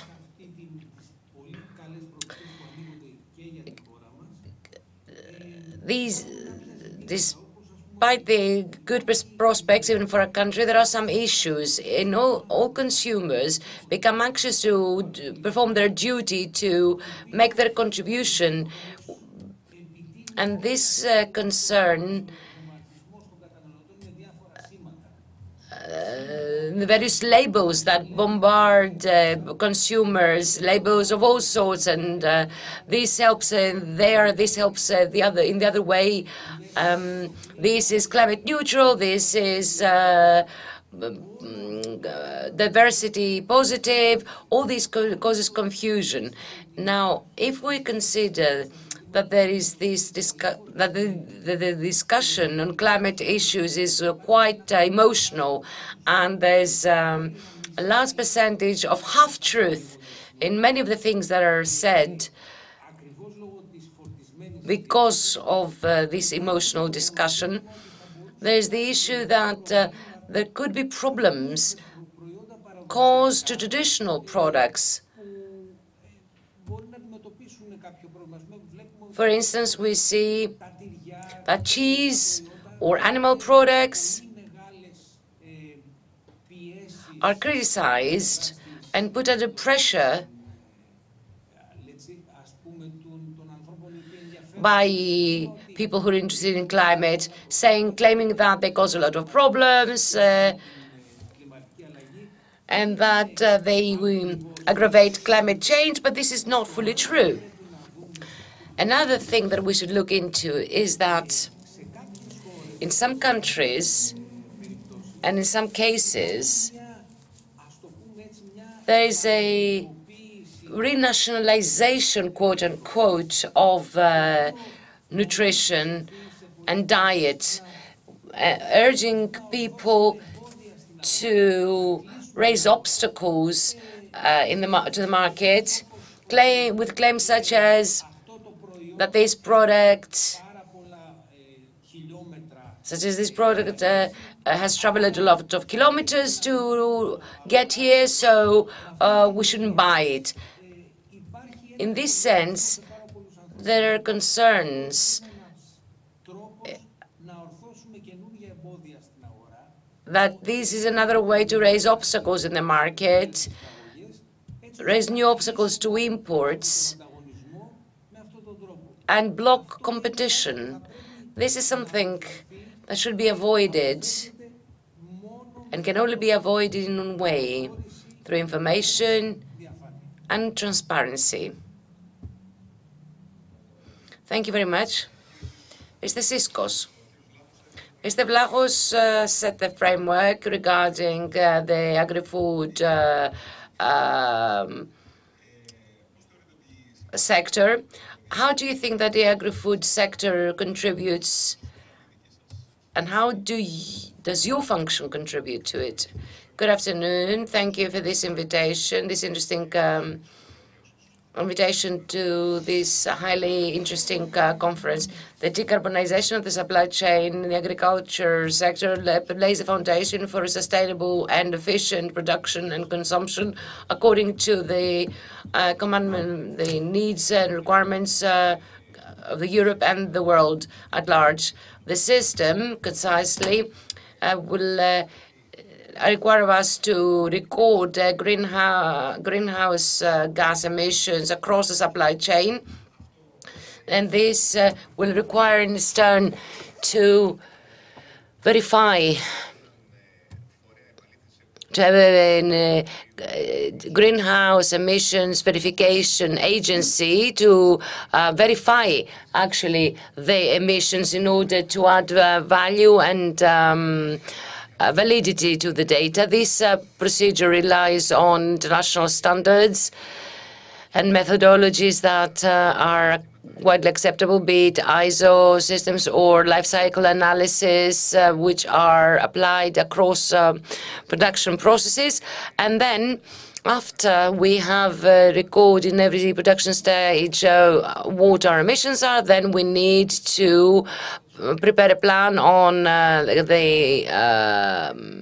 reduction of such emissions, and that should be measured afterwards in order to achieve certain targets. Whatever cannot be reduced or avoided from this footprint, then that will lead to the emissions trading through the emissions trading scheme on the voluntary markets. These are the steps that lead us to the decarbonization of the supply chain and the carbon neutral products. Of course, this raises some difficulties. It has to become widely accepted. And all of us who, I assume that there is going to be at European level a monitoring, reporting, and verification system similar to that of the manufacturing industry and the airline industry. I suppose a similar system will be implemented in the agri-food sector. There are difficulties, but there are also opportunities, and I would like to convey some good practices that we have become aware of. There are companies in the agri-food sector which place emphasis on the carbon footprint of their products. Large greenhouses, exporting greenhouses that have adopted this procedure because foreign markets request it and because they themselves have set greenhouse gas emission targets.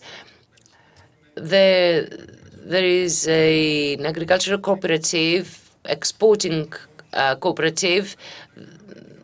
They turned their product into carbon neutral product because the exporting markets they were interested in, there was a UK and USA, which both requested to have low carbon products, low carbon footprint products. And this product was actually approved and purchased by them. Okay, thank you very much. Very clear. And now we move on to Mr. Antonopoulos in Elatia. Is he with us, Mr. Antonopoulos? Yes, can you hear me? Yes, good afternoon, good evening, Mr. Antonopoulos. As you said, there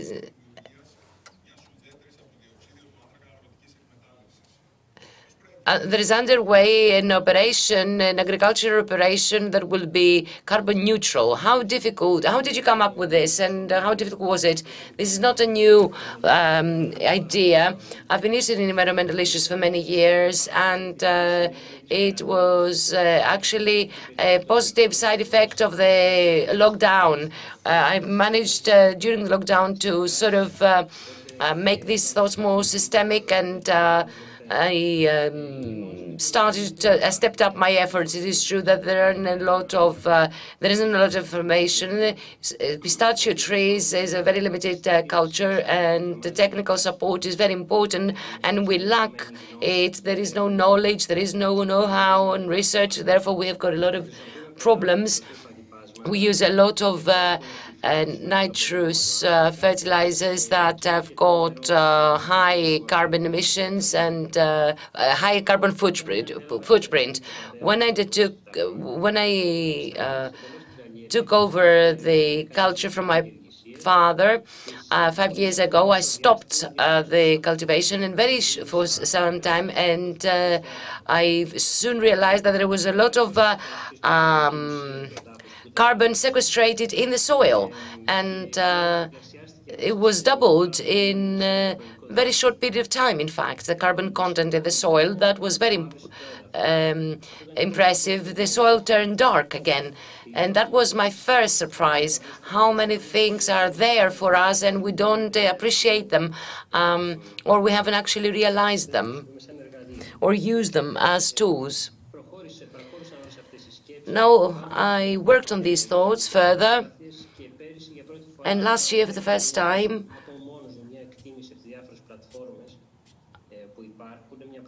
I proceeded to the first estimate of the carbon footprint, and I saw that it was something that could be dealt with. I had no clear picture. The initial calculation that my farm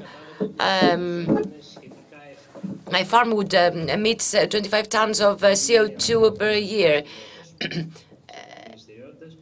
Pistachio tree is one of my crops. I also have cereals. I cultivate cereals on another land, 2 kilometers away, and there was an embankment around it as a flood protection measure. So I had two options, either to tear down this embankment or to use it in some other manner. And I chose to use this embankment, turning my pistachio trees environmentally neutral, and therefore on this embankment I planted some trees, forest trees that would maintain and sequestrate the CO2 generated by the pistachio trees. And I also asked for the help of some experts who confirmed my figures. You know, the pistachio trees have got good years and bad years. In bad years, we use a lot of fertilizers, a lot of water, a lot of fuel, and in other years, we only use half of that amount, of this amount. So there is some neutrality or some balancing. So this year, I started some experimental plantations on this embankment to see what kind of problems I would encounter, and I was impressed because all the plants that I planted didn't survive. That was because of the drought. There was a drought this year, lack of rainfall. And then we came up with the idea to use wild vegetation, wild plants that are local. And we saw that most of them were berries, local berries. So I planted wild berry trees, berry bushes rather, which have got an excellent behavior, although they were shocked when we planted them in the summer. But as things have turned out to be very well, we made the decision to use on this embankment wild species that are local, and this takes a lot of less work for the preservation of these plants. This was my second conclusion, which was quite impressive as well. The third action I took, because you can't do everything on your own, is to try to integrate people, to let people around me join this effort, mostly foreign workers, especially a person from Northern Epirus who has been working with me for years, who is about to retire, and I told him that, okay, you know, this is going to be your pension. You're going to be dealing with this, to work on this shortly whenever you want. And this was quite decisive because he was motivated, himself and others. And they started suggesting that there is a buried bush there, another there, etc. And all of a sudden, I came up with a network of people, and now with the rainfall, they're going to grow on their own.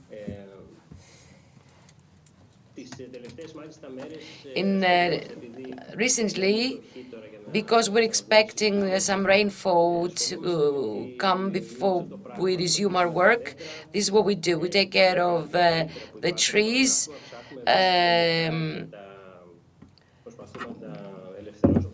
we try to clear the weeds in order for them to grow unimpededly. This is doable for me, and my ambition was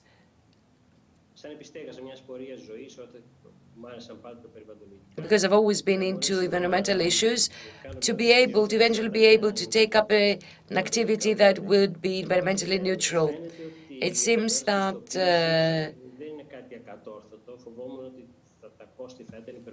I thought that the certification would cost a lot, but now it's proved that the costs are affordable, certification costs, so most probably my activity will be certified as well. My operation will be certified. Of course, you get to realize that you can use wood better. This year, we had 3 large pistachio trees that died because of the drought. In other years, we would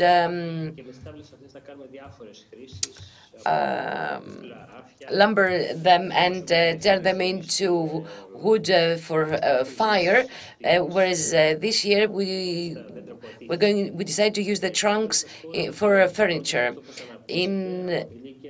This project is becoming a pole of diversity, biodiversity. Apart from insects, and there are a lot of mammals that start building the nests there, and this is an issue that will eventually cause problems because especially boars enter crops, destroying them or disturbing them. We need, of course, all the insects that help in the fertilization, the fertilizing insects, and it seems that this is not possible right now. The pollinators, that is. Okay, so thank you very much. Another round of questions. Start with Mr. Haroutounian. Based on your experience and knowing that you have taken part in several projects, what are the prospects of the agri-food for the primary section? Well, first of all, having listened to the other panelists, I would like to subscribe to what Mr. Vlachos said, that is, I had once stated in a talk of mine that the logos and the various brand names on the packaging come to cover the product itself. So we confuse the consumers, and this is to the detriment of credibility. And what Mr. Siko said was very right, because it is, unless you have a proper recording system and a reliable system, then nothing can be further used to have added value. Coming to your question now, based on the current legislation in force, the current trading system considers only forests to be carbon sinks. So the only thing that is left for the farmers are the voluntary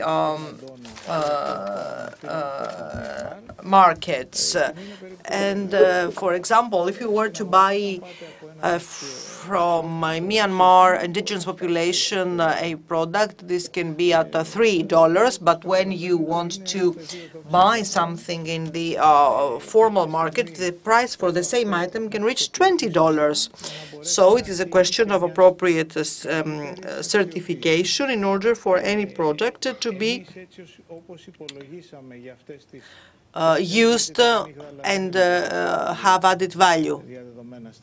Now, for example, when it comes to the product of almond, which is not a very, let's say, popular crop in Greece, based on the current practices, and even if we were not to be involved in an organic farming, but only if we were to improve the balance, I would say that this production amounts for approximately 4 million tons per year. And if you were to multiply by the price of the ton, one can see what is the important benefit for the Greek farming sector by this process.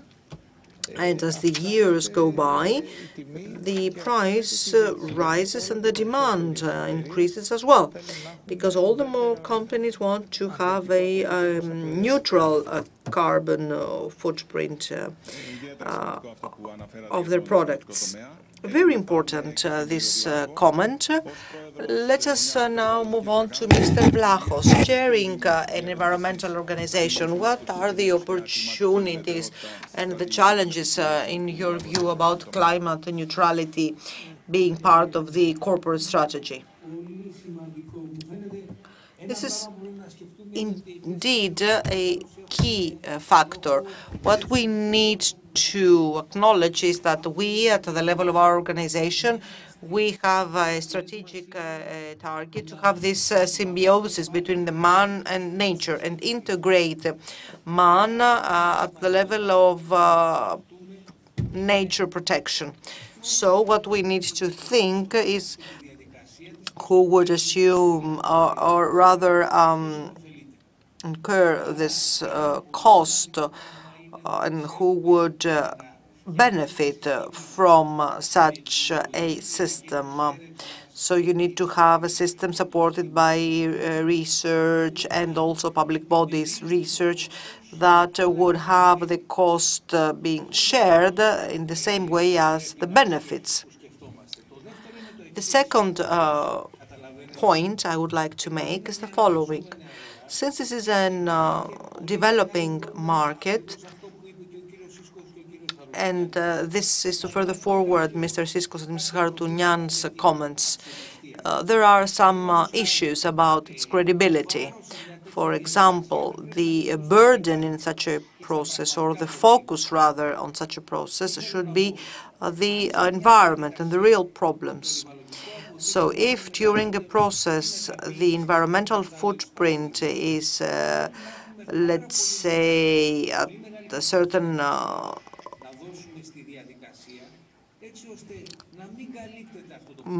moment of the production chain is at the level of manufacturing, this should be treated accordingly in order for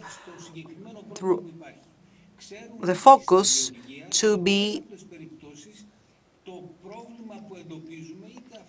on the step of the process that reflects the biggest problem at the level of the carbon footprint. So if we were just to say that at the level of the primary production, we are here to certify, for example, the climate neutrality of a product, when the problem lies at the level of manufacturing, it is as if we are hiding a problem which is existent. So what I'm saying is that throughout the process, credibility is key. And the critical aspect for us is that we need to avoid greenwashing at any cost. This is no good for any stakeholder. So just by having a fragmented process, let's say, that is used as a pretext to cover a climate neutrality project. So credibility, scientific research, disclosure, information, transparency, and intensive effort from all market stakeholders, we can deal with such an issue. I don't think that the transition would bring about major problems. Thank you. So to further forward the comments by Mr. Hartounian and Mr. Vlachos, I'm raising a question to you, Mr. Siskos. In a farmers' cooperative or a single farmer, how can they benefit from this change in the market? Well, actually, Mr. Hartounian described the benefit. So by multiplying, for example, the price and the carbon trading system, that would really reflect the benefit for the agriculture sector, so the market-based benefit. So you need to have it incorporated in a credible manner in the system. This is a technical difficulty. So if we were to resolve all those technical aspects, so that would be something like an ATS system in the primary sector or in the secondary sector to involve the entire chain. And if we overcome technical difficulties, then by multiplying, using a multiplier not from a single-digit multiplier, but 50, that would be the cost for the emissions rights in the mandatory sectors, then the farmers, by reducing their carbon footprint, they would also increase their income considerably through bilateral agreements, perhaps, with other interested parties, such as air carriers, for example, or ship owners and maritime businesses that would be also part of this trading system in order to exchange, that is, rights. Then there is an ambitious field for improvement. Thank you, Mr. Siskos. Mr. Antonopoulos, a last question. Do you believe that the consumers are ready to pay more for a carbon-neutral product? I hope you can hear me because I cannot see you, says the speaker.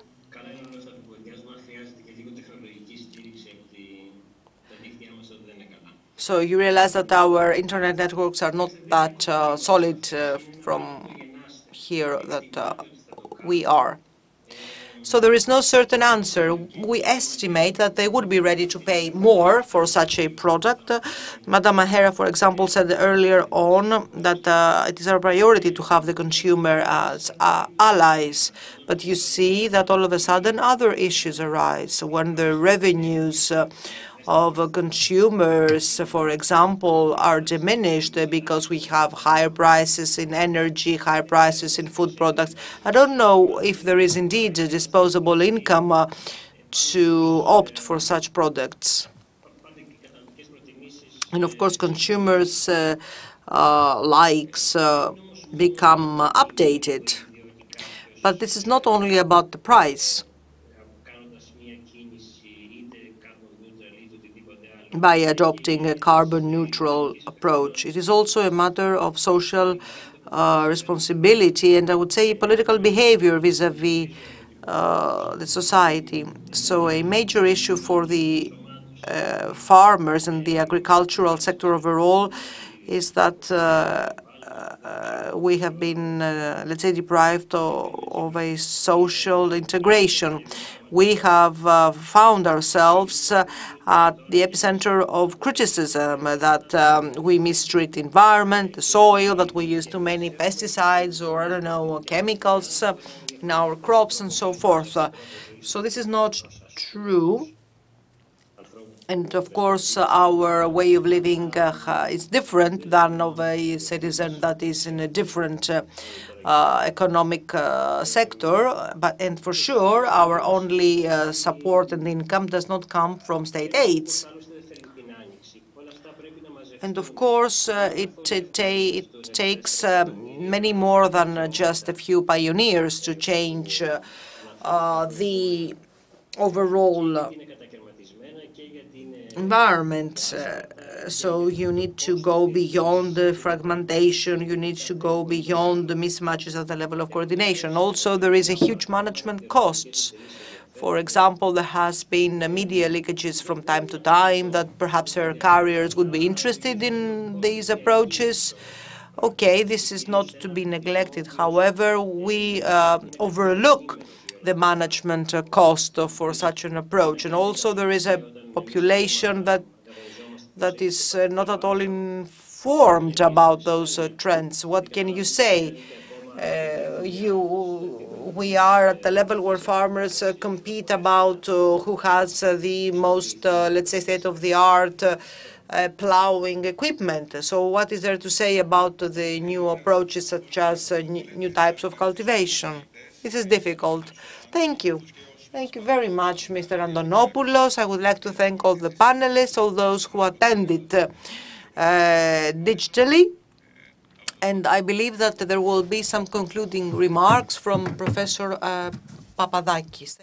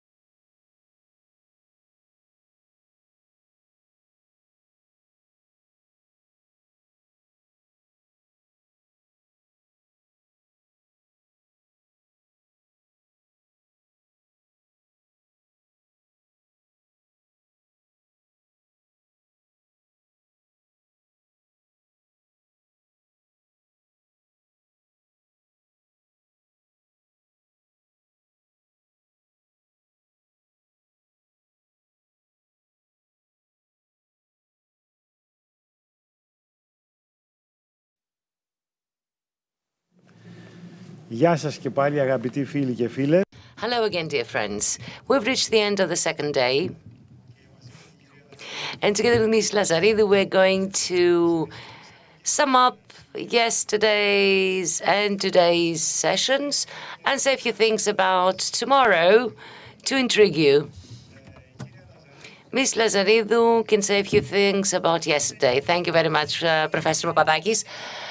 It was a very interesting day yesterday, as well as today. We had a lot of interesting data from scientists about how the Mediterranean region and our country specifically will be vulnerable to the effects of the climate change. They talked to us about cases where the models show possible major decrease in the precipitation, an increase in temperature locally, which means that some cultures will be adapted to the new data, some others won't do it so easily and will make farmers' lives difficult. And we also heard now the financial cost of the climate change effects has started being felt. And by 2011, we heard about the compensations of Elgada. They reached 50 million euro, but now this is amount since 2011, this amount has exceeded hundreds of million euro. We heard about local diet, the diet of the 60s, the Mediterranean diet of the 60s. This is very important because we're going to help the environment to respond and perhaps recover.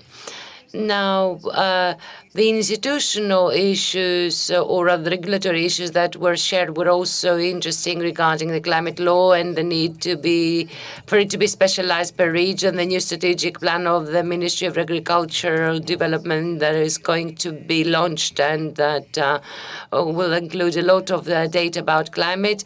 Everything that all the information from COP26, where the encouraging issue is that India and China have committed themselves to some targets, and of course the important role to be played by the finance sector that will boost green investments. All this was yesterday, and today was equally important, wasn't it? Yes, very interesting, because we mostly dealt with the food chain, the agri-food specifically, and not, and I'm talking about processed food, which where a lot of issues market issues have been discussed, and there were a lot of interesting information shared by market representatives. I can say a few things.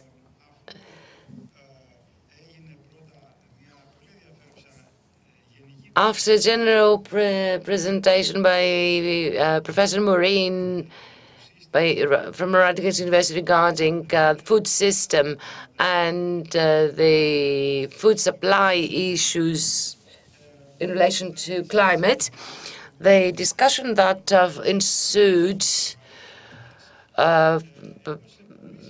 moderated by Professor Goodman from Radcliffe University, revealed a lot of interesting information on behalf of Alphavita Vasilopoulos and the Boroume organization regarding food management. And actually, during the COVID era, because it wasn't only the climate change, but also the pandemic issue, and a lot of interesting insights were shared regarding how we should view the entire supply chain from a different point of view. And let me add at this point that I was personally impressed by the fact that 60% of the food waste is caused in our households, and globally, most of and food waste accounts for a large percent of the emissions and carbon emissions. And the fact that the entire chain has become smart is something that has been highlighted in all of the panels, especially in Greece, where transport and logistics is are quite peculiar, because our country is a bit remote for most networks, isolated from networks, and we've got a railway network that is not so modern to respond to the needs. Exactly. And this was discussed in the second session as well, the second panel, because Mr. Khaldourian talked about the measurement of the carbon sequestration through photosynthesis and the production, the emission generation from farm to fork. And it's not only a matter of decarbonizing farming, but also the entire food chain, supply chain, and how food impacts climate change. And as you rightly said, food waste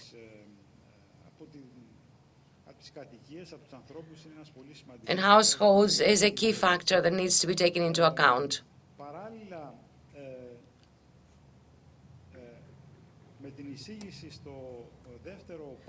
In the second panel again,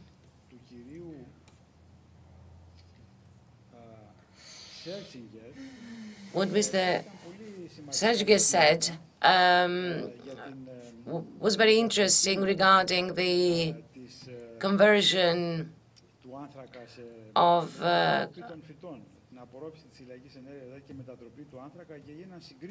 regarding carbon sequestration and solar energy, and the comparison that he drew with solar panels. It seems that bioenergy or the energy generation from farming is not as efficient, and this is actually true. I don't fully agree with this, because we have got the food waste and the crop waste. We've got the waste, the crop waste and the food waste, and food waste will continue to exist, and therefore there is an opportunity to generate energy from waste. But climate change issues when it comes to farming are, as Mr. Sergius said, regarding the farming of products with a low carbon footprint. I was also impressed by the fact that the more the carbon dioxide increases in the atmosphere, the models show that food lose in nutrients and nutritional value.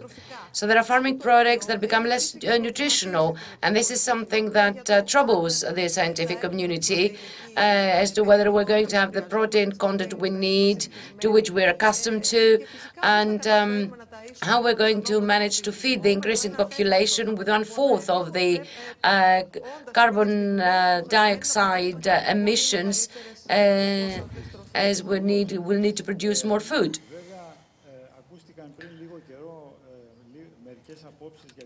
Some views were shared recently about the reduction of meat consumption were a bit extreme, I would say.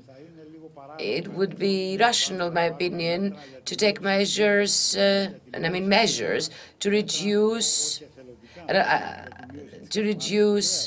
meat consumption. This is irrational because it was heard not today, but it has been heard in the past from various circles.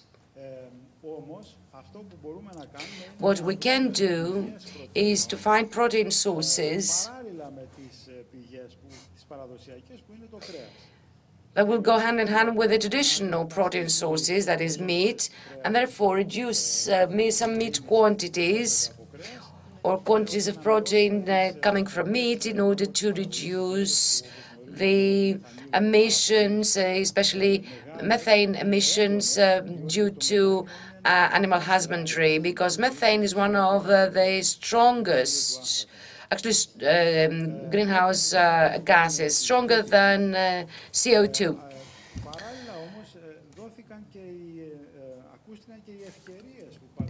We also heard about opportunities given to farmers. A lot of ideas.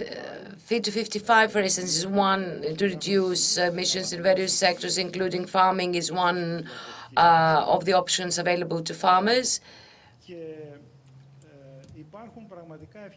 And there are indeed opportunities, because, as it was said in the second panel, such opportunities can be emission trading, and this is the emission trading scheme for farming specifically. This can give opportunities to farmers. It has already been implemented in the US, and we've got large farming operations that earn through such deals with polluting industries that buy the emissions rights from farmers who produce emitting less carbon dioxide than they're entitled to. So they've got a positive balance, all in all.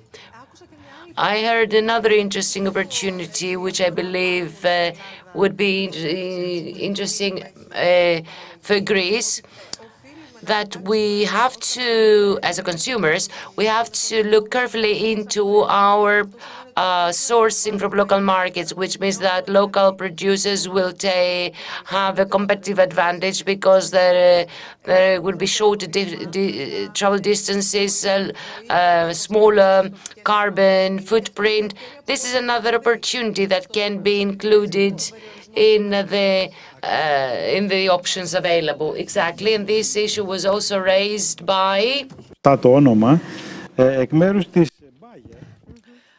the guest speaker from Bayer, Madame Wöndiger, specifically, because she talked about the project, which is organized by the company Bayer, which involves small-scale farmers, and I suspect that she placed the emphasis on the importance of this niche market and the potential arising from small farms vis-à-vis reducing the carbon footprint.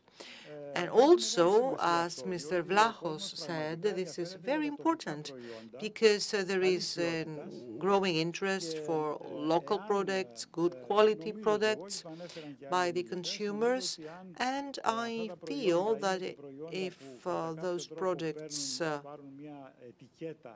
were also to be, let's say, provided with a carbon-neutral labeling, then the consumer will be equally interested in them as they are interested in organic products currently, which are of high nutrient value.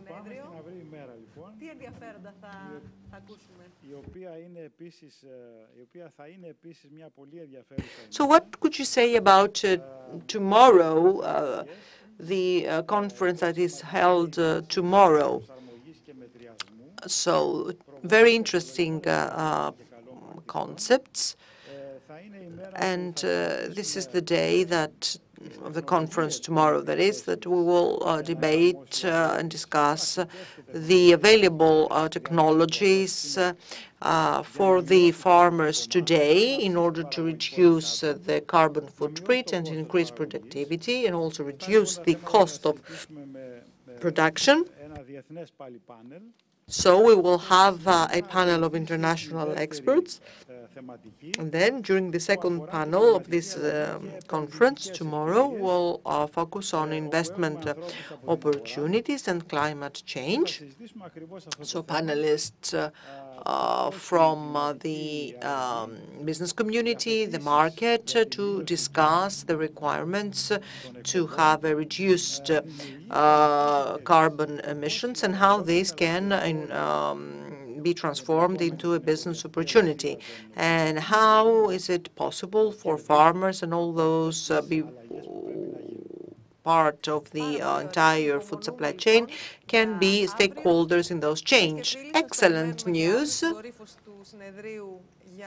So tomorrow we would like to invite you for the last day of our conference, which